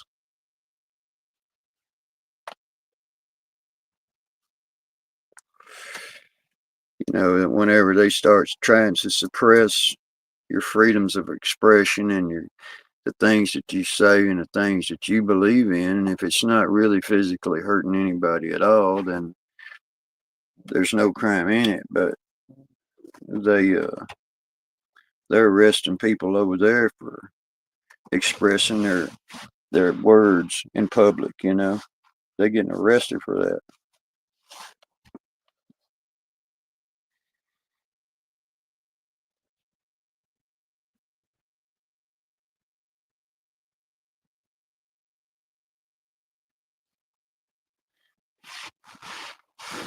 Well, that's because they put all them damn uh, traffic cameras in Orleans Parish. And the AI technology that says you just run a red light, you know, that one, and sends you a ticket in the mail, and there ain't no person required. They just send you a ticket in the mail. The AI software does that. So they send you a bill to pay for the maintenance on that. You know, that's paying for your own chains, KP. That's what we do with that. But it's weaponized against the working class people. It costs them money instead of saying, "Hey, there's a criminal on the. He's running from the authorities. He's a criminal. He just raped somebody's daughter, and he's not even from this country. There he is at this intersection, and he's headed that way, according to these AI software traffic cams. They say, well, no, wait a minute. This person just run this red light, write them a ticket, and mail it to them. That's the truth, Cha-Cha. That's what they do. That's how traffic cams work. You pay for that right out of your taxpayer's pocket. You pay essentially, and this is the truth, and people don't just come right out and say it, but you're paying for your own light bulb in your jail cell. That's what you're paying for. You're paying for that.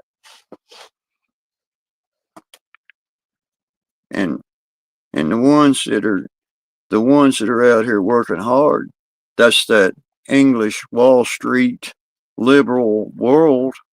That's the Soros world that wants you to be that way. They want you to don't talk to anybody in the hallway corridor when you come out of your cell. Go to your job assignment. You'll receive your meal through this slot, and that's the way we want it. And you're going to be happy. Don't forget that. You're going to be happy.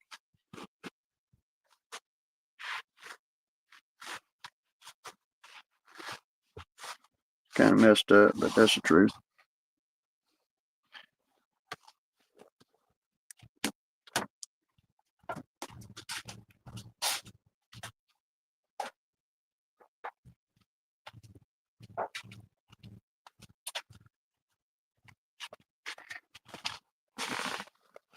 And that side of the libtard, far left, liberal, European, English, Wall Street thinking shit that's got our country in this debacle. It's got people out here like all of you and all of me talking about these crazy ass facts.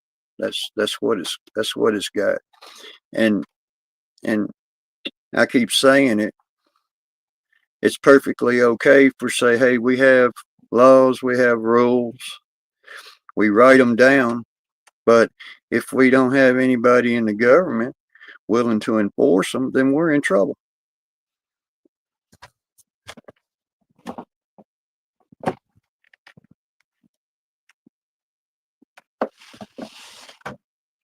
The law says, you break a law, you get in trouble for it. And here's the other thing. You cross our border. We didn't invite you to come across our border. You invited yourself to come to our border and cross our border and then get apprehended. Okay, the apprehension, that's a crime right there. You're charged with a crime when you come into this country and get apprehended by an immigrations agent. You're guilty of a crime at that point. You can get probation, and you can come back on your probation, and you can see this people every 30 days until we resolve this. These people never showed up. Failure to appear in a criminal hearing inside the laws of this land and the federal government. And I know people don't want to blast this out on the major news networks, but the truth is the truth. You are now a fugitive from justice. Even though you didn't create a violent crime or any crime at all other than the fact that you came in this country illegally, but you did commit a crime in this country when you failed to appear at your probationary hearing or your hearing to be deported out of the United States. And a lot of these people, they never get that. You know, the court dates are firm. You don't show up for your court date, you go down in the system as a fugitive.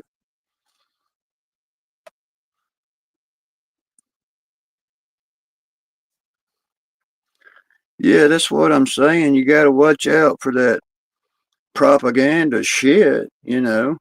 I mean, we're all apprehensive right now as a nation is because there's a religious ethnic group of people inside our country right now that seems to think that Sharia law, and that's what they asked the question about. They asked these people that practice Sharia law, what's more important, the American Constitution or Sharia law? And there was 100% Sharia law every time, you know. So now we have people inside the country by the thousands and thousands of people and individuals inside this country. The mosque, there's a mosque and there's a mosque in every state. There's hundreds of mosques in this country. You know, what side of the flag are they on? And that's the question that we're asking.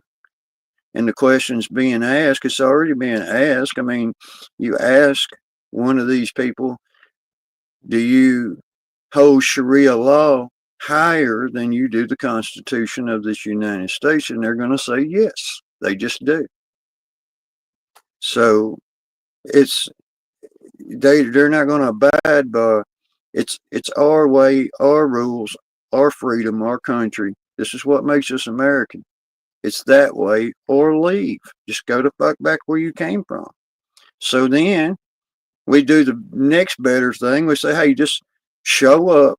And I guarantee you, if you're an illegal and you show up at an airport, an international airport, and you talk to an immigrations agent at that airport, I guarantee you they'll get the paperwork underway to get you a plane ticket and get you back to your country of origin. They'll just do that. And they'll give you $1,000. You see? If that ain't incentive enough to leave, then what is? You broke into our country, but now we're willing to pay you to leave. You know? And that's the way it is. You gotta pay a motherfucker to leave.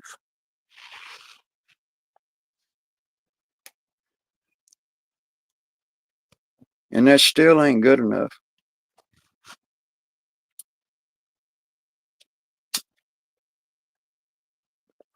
When it gets to the point and the pressure gets to the point to where these people feel like they can't come outside of their house without fear, then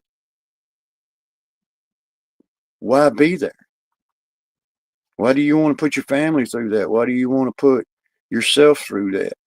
It's like, you know, it's like a criminal and the police are looking for them.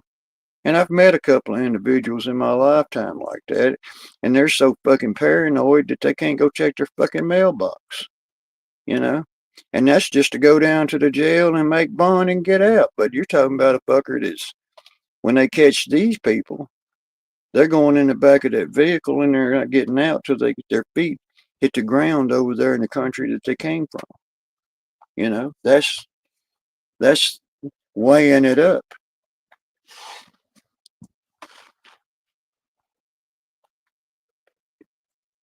By now, I'm surprised since they passed that rule to where if they get convicted of any crime inside this country, they're up for automatic deportation. They had an instance the other day I was reading about it. It was a, a person that had been inside this country for 4 decades. And a few years ago, this individual wrote 2 fraudulent checks that was totaling $80 and she got deported. That was in part of that meeting that they had with the Congress the other day. And they was trying to say that she had Noel had the authority to make that go a different way. And it's kind of like, no, they was asking her to do the old nod, the old handshake, the old wink, wink, you know, this person. So whenever she refused to give on that, they ridiculed her and told her she needs to go away, resign. Why? And she applauded them and says that must be because she's doing her job. It means that people that get convicted and caught shoplifting, when the cop shows up, the INS shows up, and then they get deported. It's not being tolerated, and that's created quite a debacle for some of these people. Same people refuse to give federal receipt for the taxpayers' money funding going into the EBT SNAPS program. It's not that we give a shit that they get it or not. It's the point is they refuse to tell us what they spent the money on. Did they spend it on Americans or did they spend it on foreign illegals? And that's the standoff. I mean, you'd have to be an idiot not to know that.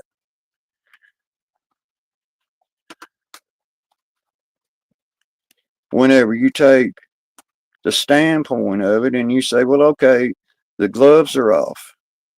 Fuck that. Zombie will run his mouth about what he knows. And we have this fucking thing going on with this illegality of people. It's going to take a while to get this shit straight. But meanwhile, when the government of states goes against Secretary Nome for doing her job to the letter, it doesn't matter what you did, you committed a crime in addition to the crime of crossing our boundaries and coming into our country illegal.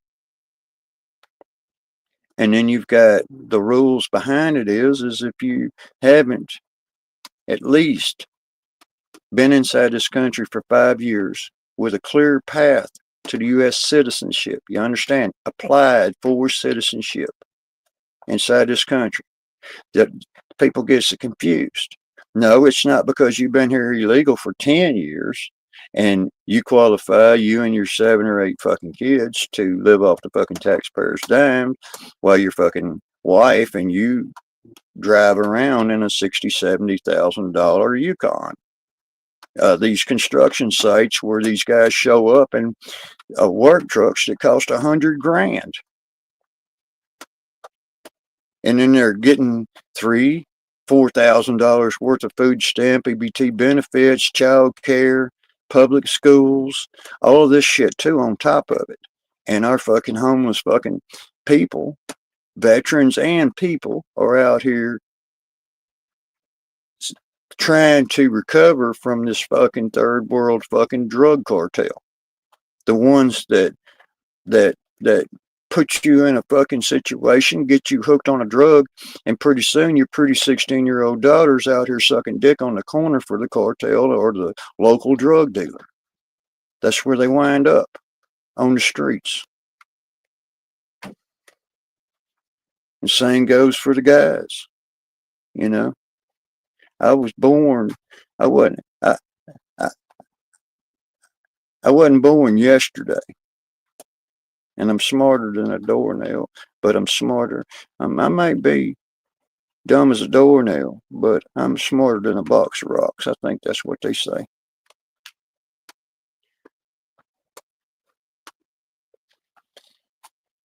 Independent, many united. How you doing today?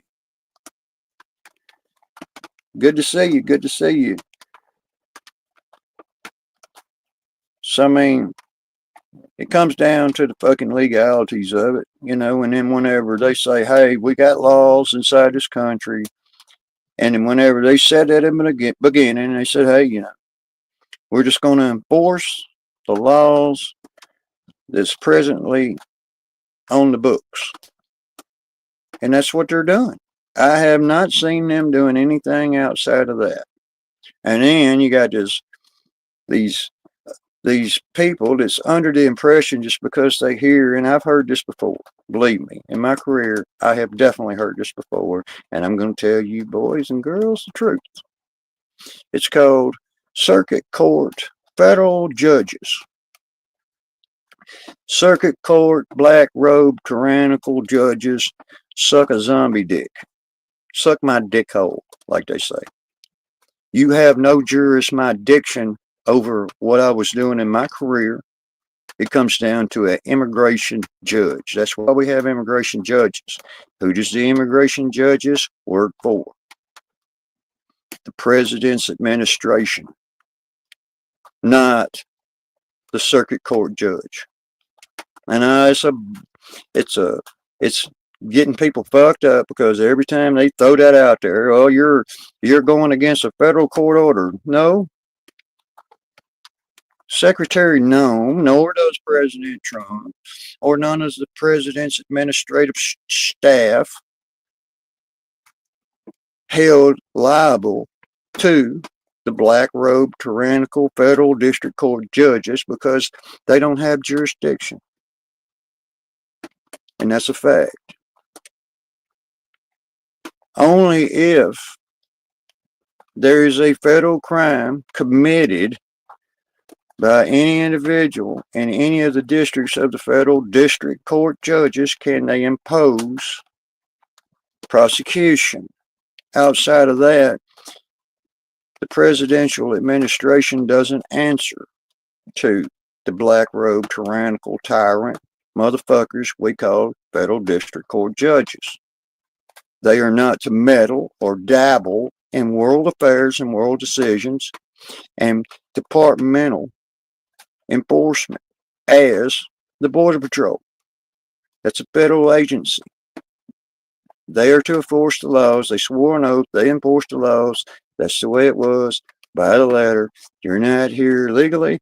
You're getting in this truck. You're going with me. You're going to this building right here. This judge right here is going to tell you whether you're going to stay or I'm going to put you across that fence. No other judge can do that.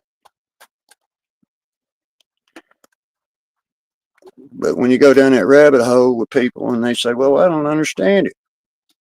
It means that they're not under the jurisdiction. Federal government is not under the jurisdiction of the federal courts. They have no jurisdiction over the federal government in office. See, that's the separation of power. The district court federal judges can send a letter to the Supreme Court, and the Supreme Court's going to look at it and say, nope, that's not illegal. Just what they've been doing all along. Trump administration and the administration and the federal government inside this country, it's not in any violation of any federal crime by doing their job. That's what it's been all along, just enforcing the laws that are on the books. And the propaganda, you know, to have a congressman, somebody that's a congressman, get this, a sitting congressman telling the secretary, no, who's over the immigration departments and all this other stuff going on, that she's in violation of a federal court order. How is that possible when she's doing her job? But then they spun it and says, oh, you need to resign. You should resign. You know, why? Well, here's what I think. If you're a criminal and they're putting handcuffs on you as a criminal, you think the criminal is not sitting over there? I've heard that before too. Oh, you need to just quit your job. You should just quit your job. I wouldn't do this job. Quit your job. Shame on you. Quit your job. What? Because you got caught down here trying to sniff a little girl's tricycle seat? I'm sorry. That's what that means when these congressmen insult. You know, and it was a direct hit by a black congressman of all people from Mississippi. It says our National Guards members that got attempted assassination, and the other one took a fucking bullet in the fucking head. He referred to that as an unfortunate accident. And he clamored to even have to try to retract it or revise his statement. And he still left unfortunate in there. Oh, it's so unfortunate that you and the Joe Biden administration can authorize an expedient green card to these people that got brought in here. Military members, you have to understand it. These are not regular citizens. These are military members that were acting as allied against who? Sharia law, the extremes of it. And then that same person turns around and assassinates two of our soldiers, and it was an unfortunate accident. I mean, it just kind of, you got to kind of let that kind of stew with you, but that's the truth. A lot of people miss that, you know, or they didn't get the full story of it, but it was quite insulting as an American to sit there and watch people that have been elected inside the administration of this country to right our country, to try to clean out all these illegals and these mooches and people using our society, just like Somalians, for billions of dollars to go directly to a country like Somalia.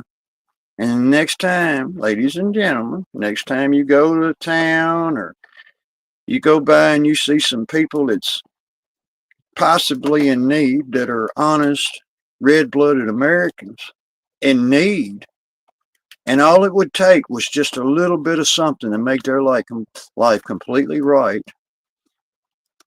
But you want to send billions of dollars to Somalia. Then, as a Somalian, you want to stand up. And we're talking about somebody who married her brother, if you don't know who I'm talking about, to get a legal entrance into the United States from Somalia. I mean, it's pathetic. Don't get me started.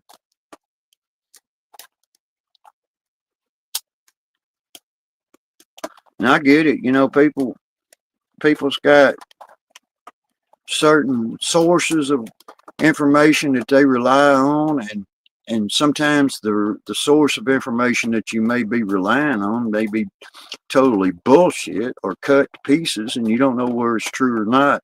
But then there's us guys out here in the world that says, well, that congressional hearing lasted for 4.5 hours, and I listened to every word that was said. Who has time for that? You know what I mean? So you got to get your news on the fly somehow. But the fact is that's just a damn brass taxes of it. You know, we are permitting people that's not even lawfully supposed to be inside our country to be here. Meanwhile, we're supporting them and all of their kids and all of their livelihoods and all their new vehicles, and their kids dress the best. You know, I'm not picking on the kids. They're hostages by their stupid parents, who was stupid enough, and I hear this shit. It's a rant. They're separating families. Let me tell you something, cocksucker. Separating a family. Well, if you was a fucking adult and you said, hey, I think I'm going to sneak over here in this fucking country, and then later on I'm going to sneak you and these kids over here in this country with me, would you put your kids through that? Huh? Breaking the law? You make your kids, and that's what's happened, you make your kids stay inside this country for the next 10 or so years of their life, and they get their American education, and all of a sudden, it's okay. They didn't break the law. Bullshit. And then they start this shit about birthright citizen. Let me tell you something. If I sneak into Russia, and then eventually my girlfriend sneaks into Russia, and we go make a baby while we're in Russia, guess what's going to happen? When they catch us in Russia illegally, that illegal status in Russia, it gets you 12 months in prison. And it gets your kid turned over to human services because they have that sort of thing in Russia. You can go to prison inside countries outside this country for coming into their country illegally. You see. But it's that fucking invite. Here, come to my fucking country.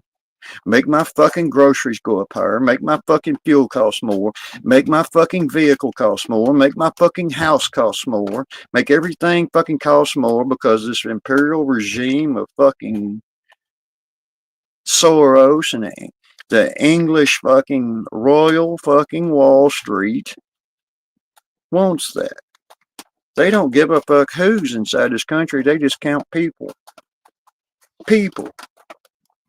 More money for them, less money for you. Because you're going to pay for them and you're going to pay for yourself and your family too. You're going to be in that same fucking shoe that those people in fucking Ukraine are in and UK. You're going to be in those shoes. That's why we're out. We're out of UK. We're out of the Ukraine conflict. We're making amends with a country like Russia. China don't want no war with us. Of course they want to see what our latest technology is. Because they think it's cool. I've had the opportunity to ride around in a vintage American car in China. And these people are just thrilled over these cars. You know, I kind of say I like some of the cars that came out of China and Japan. You know, you can't beat a Nissan. You know, they're good on gas. They're tough. They're durable. I'm gonna plug Nissan. I'm gonna get a plug. Maybe they'll send me a new Nissan. But the normality is I know that's disgusting. You know, cha-cha. It is. It's disgusting. I mean, it's sort of like you just look out there in your fucking yard one day and you got 5 fucking families in your fucking property. And then you find out, well, none of them's got a car, so you got to help them get a car. And none of them's got no job, so you got to give them a job somewhere. And then none of them's got nothing to eat, so you got to go find a fucking way to feed all these other fucking people. And it just kind of landed on you. And all of a sudden, you're hand-tied. You're hostage in your own country as a taxpayer. You're hostage. You will pay for this for these people. And that's what this government's saying. We will. People like Schumer and all of them. You will pay for this additional health care for illegals in order for us to open the government. That's what they was holding the government hostage over. The illegals. And then short to come find out, well, what y'all states do with all this money flowing into your states on this EBT SNAPS program? Oh, we can't tell you. We can't tell you. We can't tell you what we spent your money on. It's not their money. It's our money. What'd you spend our money on? You know, if you force me to pay it with trust, I paid this into you. I gave this money to you and trusted you to say, I'm going to fix this pothole in this road. I'm going to make sure the power plant stays on. I'm going to make sure we have security in our nation. No, I'm going to give it to some illegal fucking wetback and their fucking family to come into this fucking country, talk bad about my fucking country, and I'm going to like it. You know, who would like that? Really? It ain't got nothing to do with the color of the skin. By no means. Give a fuck what color your fucking skin is, homie. It's about your fucking, what's that accent in your voice? Where did you come from and what did you bring? You know? It's like Jesus. One of your fucking friends goes down there and sticks his you know what in something's you know what, and all of a sudden he's got you know what. Well, you kind of want to fucking know that, don't you? I don't want my balls itching because somebody I trusted not to do something, and they can do it if they want, but I trusted them not to bring that in my house, and all of a sudden that's where I'm at. Everybody in the house is on penicillin now, you know. Everybody in the platoon got fucking clap, you know. That's why they back in the day, and they still do. They give out condoms to the GIs. We get all the condoms we wanted for free.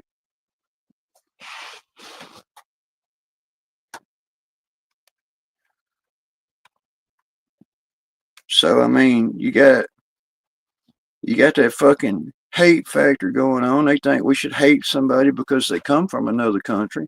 No, we hate the fact that you fucking just kicked our fucking door in, and now we're being forced to pay for you and us.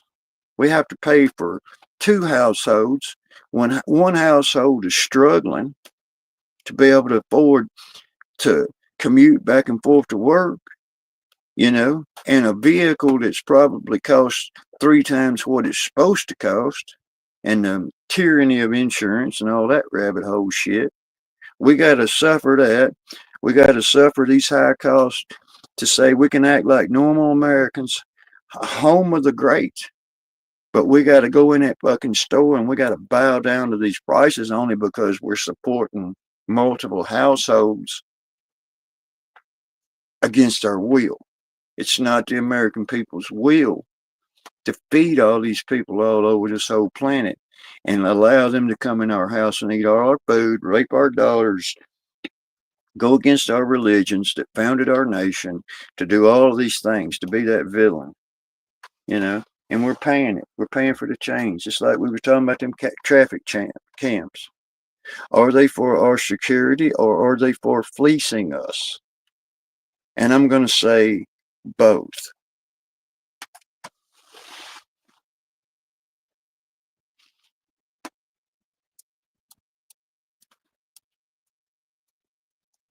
The only reason people that they get that, and I hate people to be that way. I hate people that should feel like they should go in the back parts of their property and fortify their fences and make sure they got enough ammunition for their pew pews and make sure everything's there. Why? That's that distrust in the Americans, you know, and being an American, you know, that's that distrust. And I can't blame you, but it ain't no way to think. We got to stand our ground. We got to hold that fucking line, you know. We got to be able to see through the shit. And we have to have people that can be capable of seeing through all this shit. Whenever I say Donald Trump has members inside the Republican Party that are completely against him, I'm telling you the truth. They want Wall Street. They want the wealth of the taxpayers to pay the ticket on their new planes and their limousines and their nice houses, and they want to come in on a meager government salary and they want to leave a millionaire. Why? Because what makes them a millionaire comes from Wall Street and the control over us as citizens. More taxes, more prices at the grocery store, you know, more. Well, they need a raise in the wages. No, we don't need a raise. We need the people that produce the food and the water and the electricity and the transportation and the houses inside this country to back the fuck off. That's what we need. Else we're going to be like those people in fucking UK. Ultimately, the fucking king's ransom's going to come home ultimately. There will not be a transfer of ownership to your family. It'll be forfeited to the government. And that's where they stand. And that's where we're going to be if we're not fucking more careful with our fucking thinking and unite the people inside this country. You know, that's what it takes. People that are blue, people that are red, it doesn't fucking matter. They got to be united. We all got to fucking live here. And I don't want my granddaughter or my grandson not having the privileges to be inside this country and see the great nation without being in some kind of goddamn fear. No, you can't go to that street fest because now we got some Somalians in the area with fucking assault rifles. You know, what the fuck kind of fucking society is that? The country speaks to the people inside this country as Americans. That's who's talking. And when you hear this propaganda that takes you off another fucking rabbit hole about something that's fucking twisted up and not true in 10 different fucking directions, and it's not coming from an American, the sources of our flag, then you're just lost. You're woke. That's where they want you to be. To own nothing and be happy.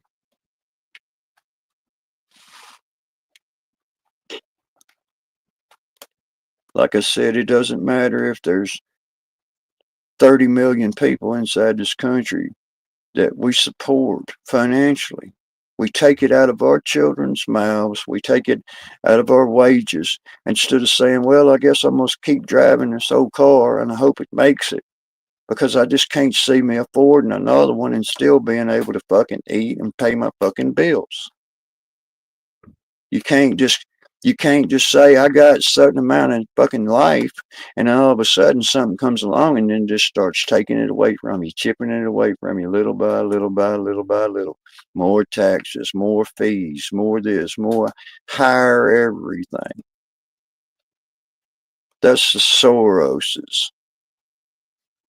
That's that London fucking liberal fucking Wall Street thinking that the Republicans and the Democratic parties inside this nation follow.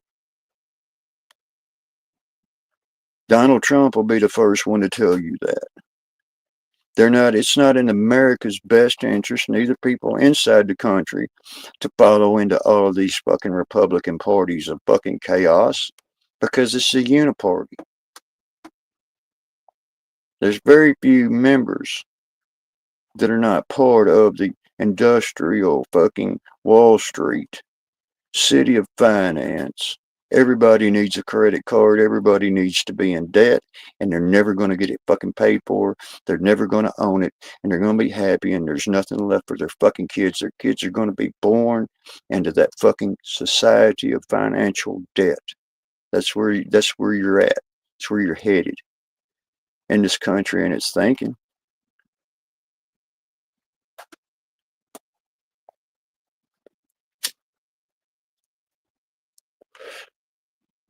The ball that got it rolling was the $120 million that the UK tried to fine Elon Musk for interfering in what they thought should be the rules in another country, in the freedoms of speech, in the 4th and 15th Amendments of our nation. He defended that. He said, no, you're not getting that information out of me. Sorry. And I can't shut these people's channel down for freedom of speech, and I'm not going to. So what do they say? Okay, Elon Musk, give us $120 million. See how that happened? The English Wall Street liberals. That's where it all comes from. We've been underneath that fucking grip, or they've been attempting to needle in on our fucking freedom inside this country since we established this country, especially for the last 100 years. Everybody should be in debt. Everybody deserves a loan. Even if you got bad credit, good credit, you're approved. They're going to sell you things and sell you things and sell you things. And in the end, they're going to own it all back. And they do. Your cars, you're never going to pay for your cars. You're going to have a wheel tax and a tax on that for as long as you own it. It's like somebody said to me one day, I said, wouldn't that be fucking funny?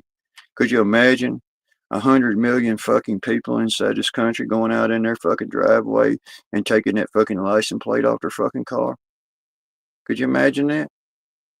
Oh, I get it. How would they know who you were if you got in an accident? Well, you got insurance, don't you? You don't, just because you don't got a license plate on there don't mean you got insurance on there. Wouldn't that be chaotic?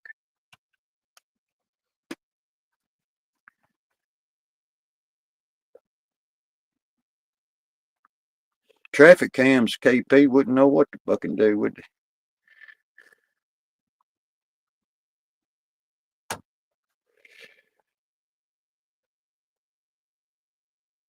What it amounts to, as the way I see it, is anything that comes out of that fucking capital up there. It's about being an American, having your God-given rights as an American and under our free Constitution. Well, you're now the fucking enemy. You are labeled the fucking enemy.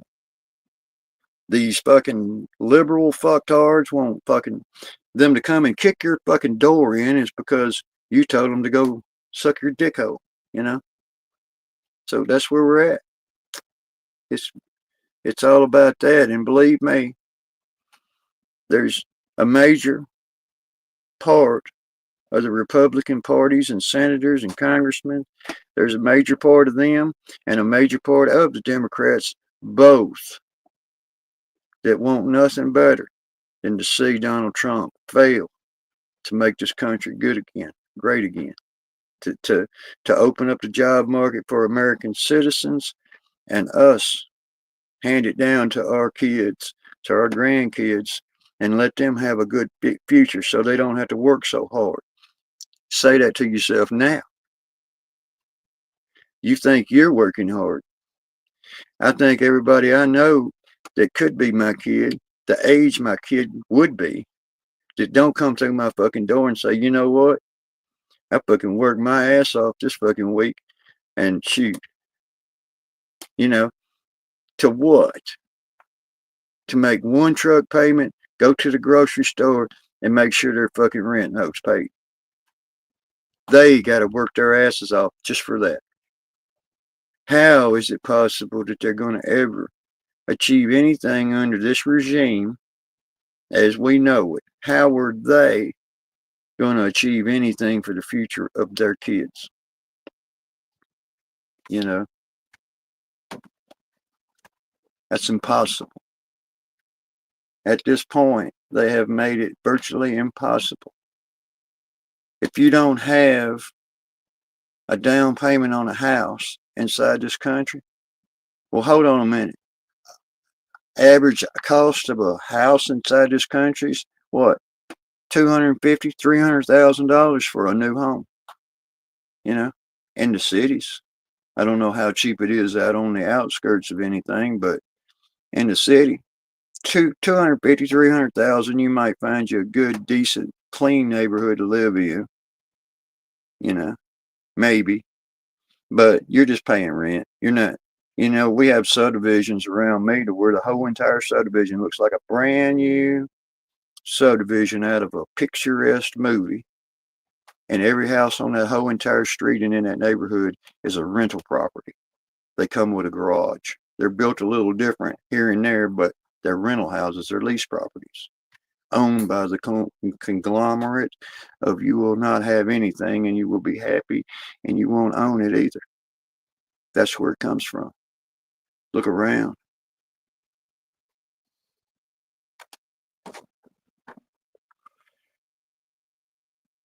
And they say, oh, it's cheaper to rent it than it is to own it. I say, you want to bet?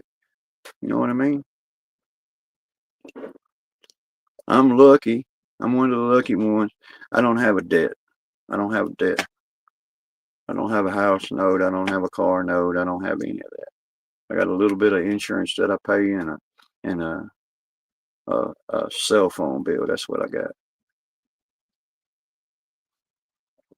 I'm not rich. I'm not wealthy by no means. But I can only imagine if you got a couple of kids and a house to uphold and a vehicle and all of that shit. I could just imagine that's slavery. You got a job as a slave. That's what you got a job as. The fairness doesn't exist anymore.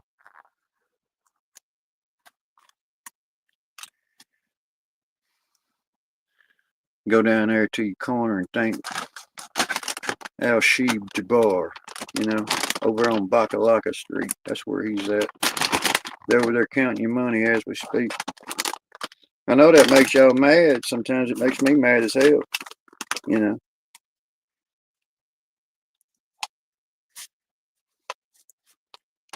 It's like you just want to take your money down there to the damn city hall. The whole paycheck, just take it down to the city hall. And say, here you go. You can have all of it. I'm just going to need a ride back and forth to work. Don't let my lights get cut off, and I'm going to need some food to eat. Just keep all of it, the rest of it for yourself. Because that's what they do. That's right, Pat. Rabbit, what's going on?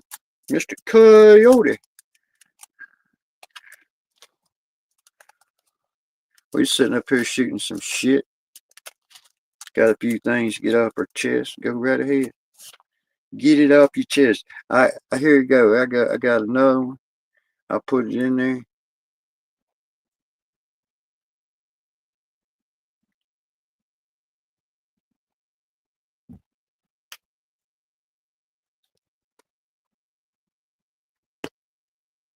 See if I can even figure out what the hell it is I'm doing. What are you doing there, zombie? What you got going on, zombie? There we go. Put that in there. There he is. Ladies and gentlemen. Okay. Go back over here. We're just trying to figure this out. There's a link right there if anybody wants to come up here. I won't say nut. I'll just shut my mouth and stop talking about it.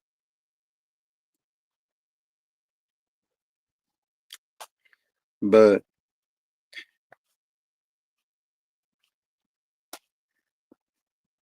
you having the big salad.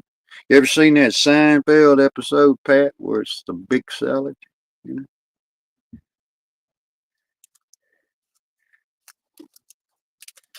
No soup for you.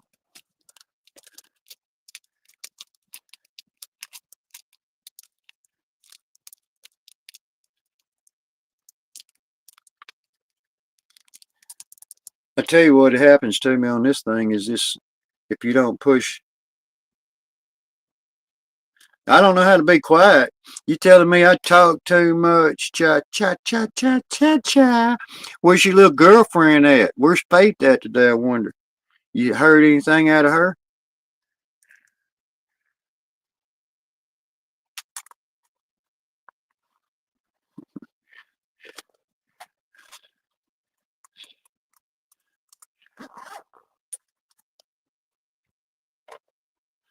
Yeah, I know about that stirring shit, and some people just got two sticks, one in each hand. I'm surprised she ain't popped in. She must have her Fridays pre-planned out.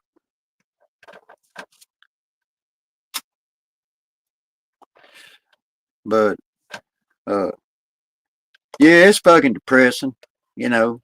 So it really is. It can drag you down, make you feel bad. But then when you get the truth out and you discover little truths and little bits of truth through little bits of information that you absorb during the week, and then the truth slips out there, somebody just happens to say it, and you catch on to it, and it kind of makes you feel better about yourself.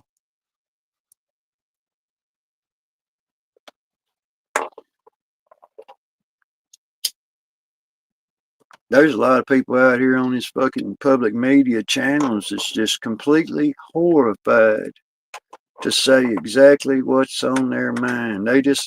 They're horrified, you know. It just kind of makes me when I'm going to go in a grocery store and I hear somebody with a foreign accent and I see an EBT card in their hand, you know, it just makes me want to say, hey, where's your green card? Let me check your status for you. Are you even legal to be here? You know, and it's like I'm surprised to see, like, it's a crime to go get in a dispute with a person in public deliberately. You know, as if you just say, "Oops, I'm sorry, sorry, I didn't mean to," almost cause an offense with you inside this parking lot. But then, whenever it involves the authorities, at that point, two things gonna happen. You probably might go to jail for a little infraction, but whoever's in that vehicle, hell, they might have already got deported at that point. You see, these illegals, the rules are standing. If they commit a crime, they get deported. That's the rule. And I'm surprised we don't have some crazy people out there. I'm not saying anything. I'm not trying to get shit started or anything, but I'm real surprised that we don't have some kind of generation of some people out here in this society right now just going around deliberately picking fights with illegal immigrants. I mean, why these illegal aliens? Because if they do get in a skirmish, even if whatever it is, you know, they get deported. That DUI is automatic. And I think that somebody said something about they thought there wasn't enough people being moved out from down in Louisiana. I say, well, you'll be shocked to see what's coming, you know,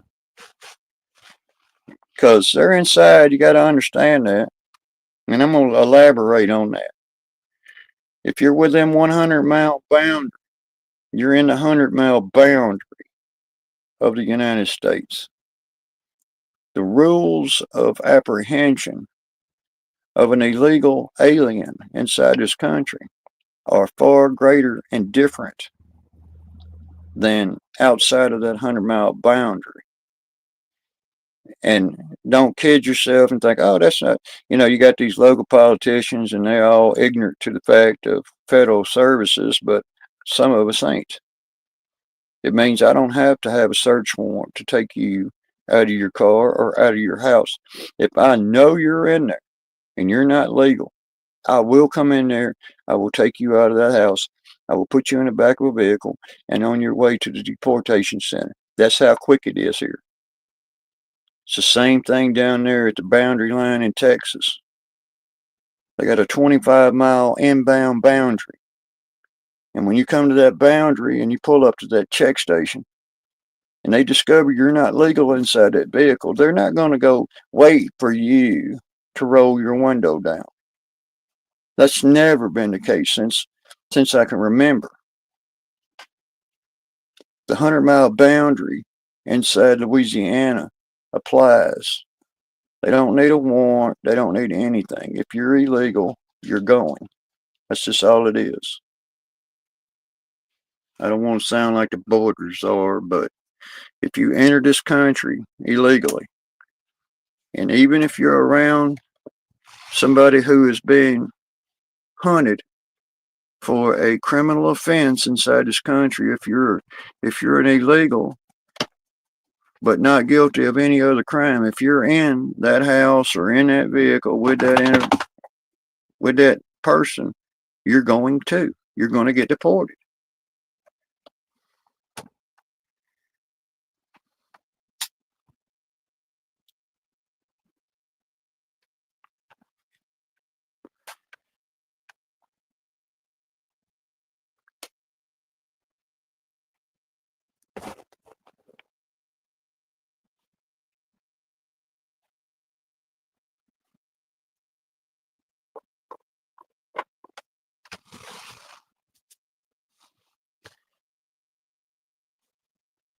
I just don't see why people want to do that to themselves.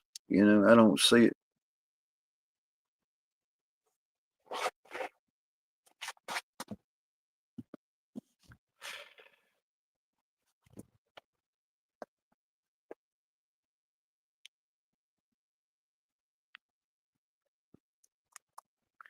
You know what you call it when you mix a rhinoceros and an elephant together?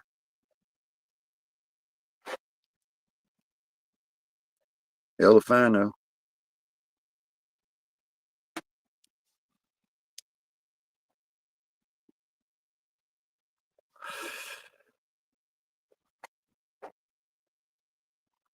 They probably playing this live stream right up there right now in one of the back rooms at the White House. You know, wouldn't that be funny?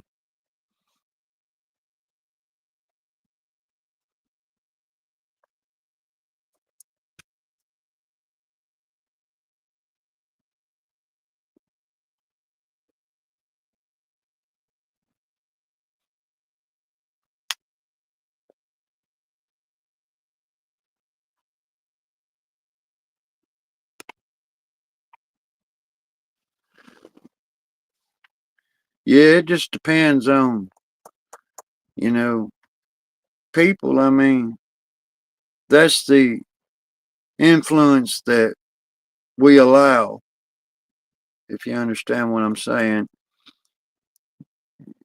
Certain practices of religion inside our country, they've become more pronounced, more common. And it's sort of like I have to compare that with the rainbow people, the ones that think they're guys but they're really girls, and the girls and the guys that think they're girls. It's that exposure to that and how our young generations are exposed to that.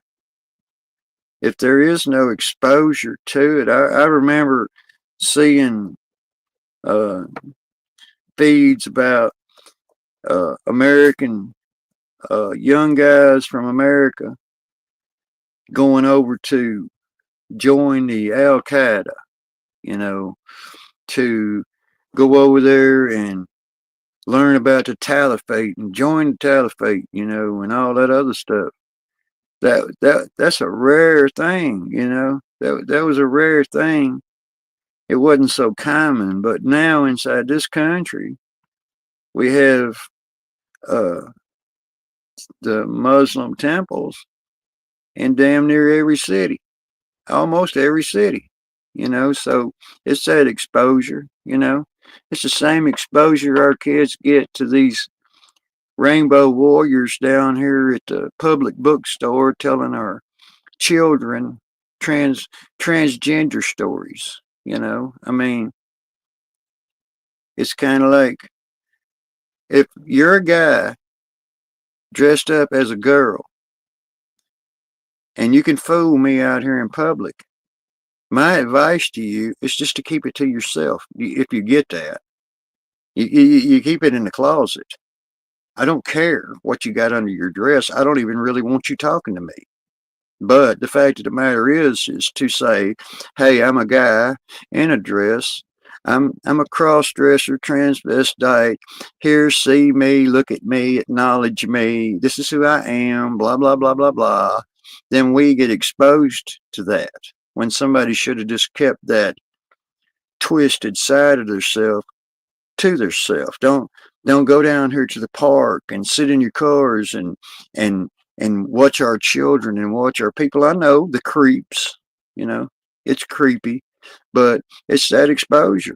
It's the exposure, and it's that third world exposure. It's that let's expose our kids to saying it's normal to see these people from this country in this town dressed up like that. Oh, let's make our kids question what that is. What is that? Why should you have to explain that to your kids? Why should you explain that to yourself? What the fuck is this? You know what I mean? They, they can't keep it to themselves, you know. They have to. They're flaming. Basically, they, they, in every order of it. You know, it's like I don't care nothing about you. I don't care nothing about your religion, as long as it's not affecting me or influencing my future, my children. Keep that shit to yourself. See, that's that American motto from back in the day, 1886, mind your own business. There's actually a coin that you can buy that's got a certain date on it that says that. Mind your business.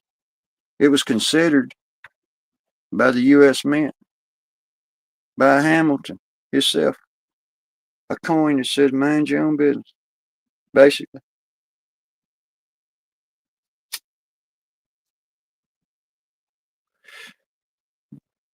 And you got all this shit flying around. We were on money the other day. I was talking about money and how money is not money no longer. Your pennies are not real pennies. Your dimes, your nickels, your quarters, any of that is not real anymore. It's a counterfeit of what used to be. And the paper money also, it's just a counterfeit. You know, they've counterfeited trillions of them.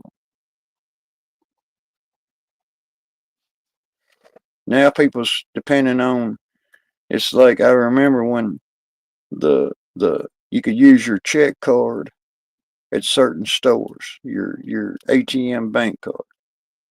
It was it wasn't they didn't accept it just everywhere. It was just certain places that you could actually use your bank check card. And then it went to everywhere accepts a digital bank card. And then when you put your funds into check your checking account, you don't even actually get a paycheck. You get it from an automatic bank deposit, which is digital currency. It goes on your digital card, and you spend the points off of the digital card as currency. So it's not real. So whenever the regime of powers decides, hey, you're going to do what we say, or you're not going to have nothing, that's essentially where you're at. You know, the stacks of paper money, which that's counterfeit. You know, it's not going to do you any good. You're not going to be able to take it into anywhere and give it to anybody for anything. Nobody's even going to accept that. We don't take cash. Remember that? Seen them signs? We don't accept cash. That's the new thing.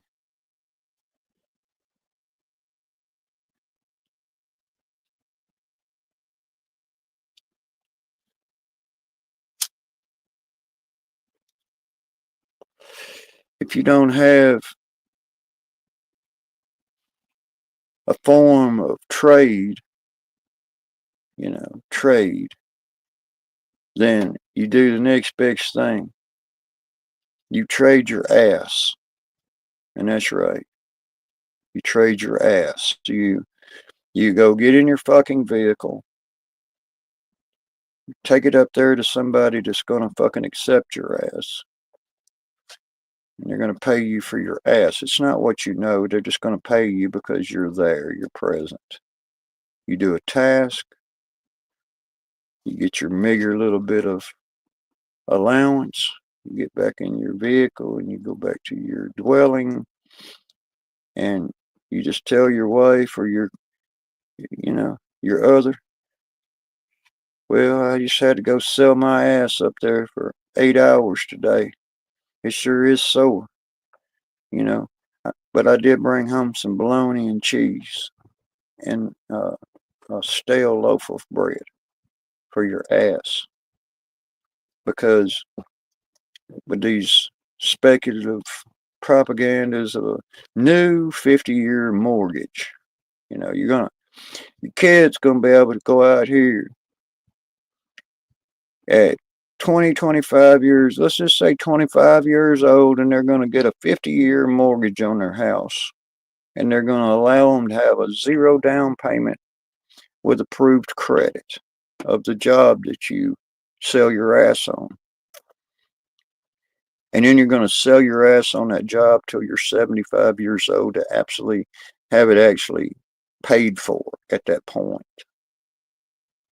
And then when you go to pay for it and you're 75 and you fall off that vine and it goes to your kid and the kid says, well, I can't afford taxes on this.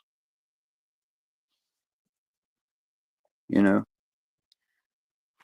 I don't have $40,000, $50,000 in cash just laying around to pay for this. I've got bills. I've got things I have to pay for too. So, you know, that's where they get with that death tax. You know, if it's a taxable property and you're presently paying taxes on it, even if you're old as dirt, you're still alive, you're still paying taxes on it. It don't matter. You can be 90 years old with 200 acres of property. You're still paying taxes on that 200 acres, even if you're 90 years old. You'll pay it till you die. And then when you die and you try to hand it off to your children, they're going to tax them for the property. That's the sales tax of the property. That's the property's value exchanged from one hand to another. They're going to get their taxes. And if it's $40,000 or $50,000 and your kid don't have 40 or 50,000, then the state will take that property. They just will. They will take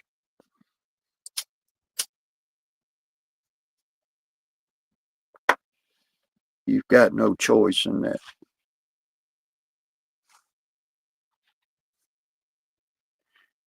You're going to pay taxes till you die, till you're dead, dead, dead. Don't matter how old you are. You say, hey, I'm 65. I'm finally retired. Yeah, but your house taxes come every year still, don't they? Well, yeah, they do. Your license plate on that vehicle, you still pay for that, don't you? Really?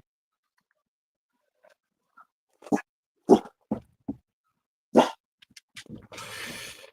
think this country's just gone plumb crazy.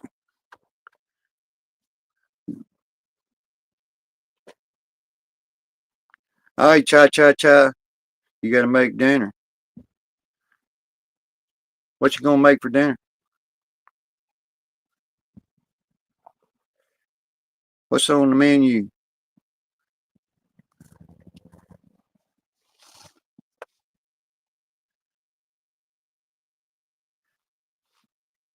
I'm probably fixing to end this here just in a little bit. But my 5 o'clock's coming up on me, and I got some 5 o'clock obligation. Hopefully, I'm gonna catch us some mad, shad, lackluster Friday tonight.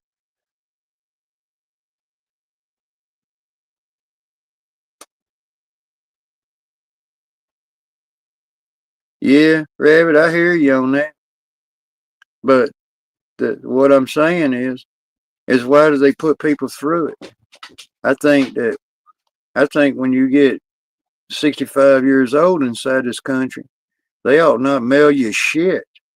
You know what I mean?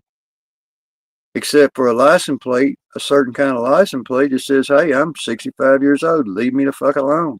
You know, why is that? I don't know, you know, but being tax exempt on your consumables, you know, the things like when you go to the store and you buy your food or your supply, then at 65 years old, you should be tax exempt on that.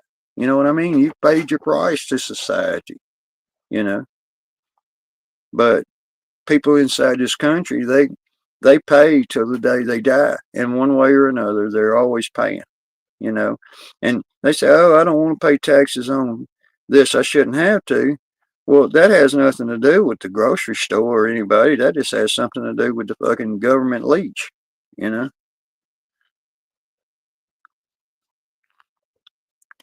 But it's easy to see where this country's went since documents was signed in 1776. It's easy to see where this country's gone, you know, to the power of big government, the big government power of rule. And I asked somebody this question. I never got a definitive answer, but before George Washington became the first president of this country, who did he work for? You see,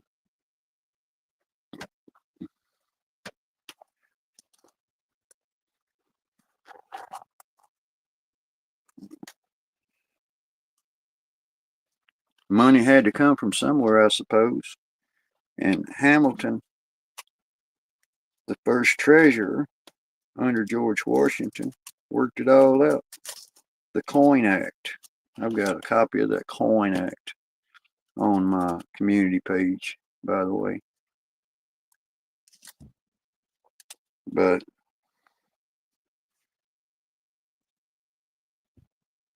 looks like we got a little rain here, KP, on the north side of the lake. But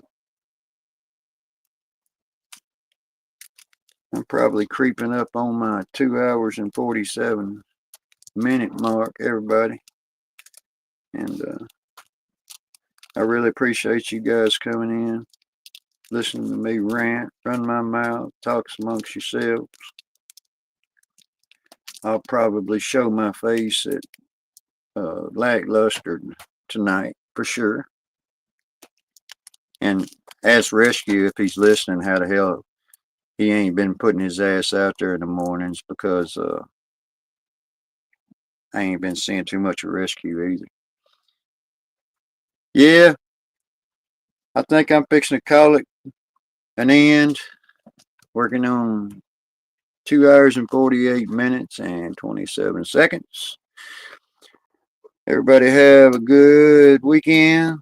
Friday night, smoke one for me, drink one for me, kiss one for me, as long as it's a female. And if the women don't find you handsome, at least they ought to find you handsome. If they don't find you handsome, they should at least find you handy. I meant to say that. But until next time, I'm going to go ahead and say adios, Rabbit, Pat, Cha-Cha, Mad Shad, Rescue, all you guys. Thank y'all for coming by. And just share it out there. It's probably going to get a lot more real. I'm just holding back on my information based on what I've been told. But anyways, catch you guys later.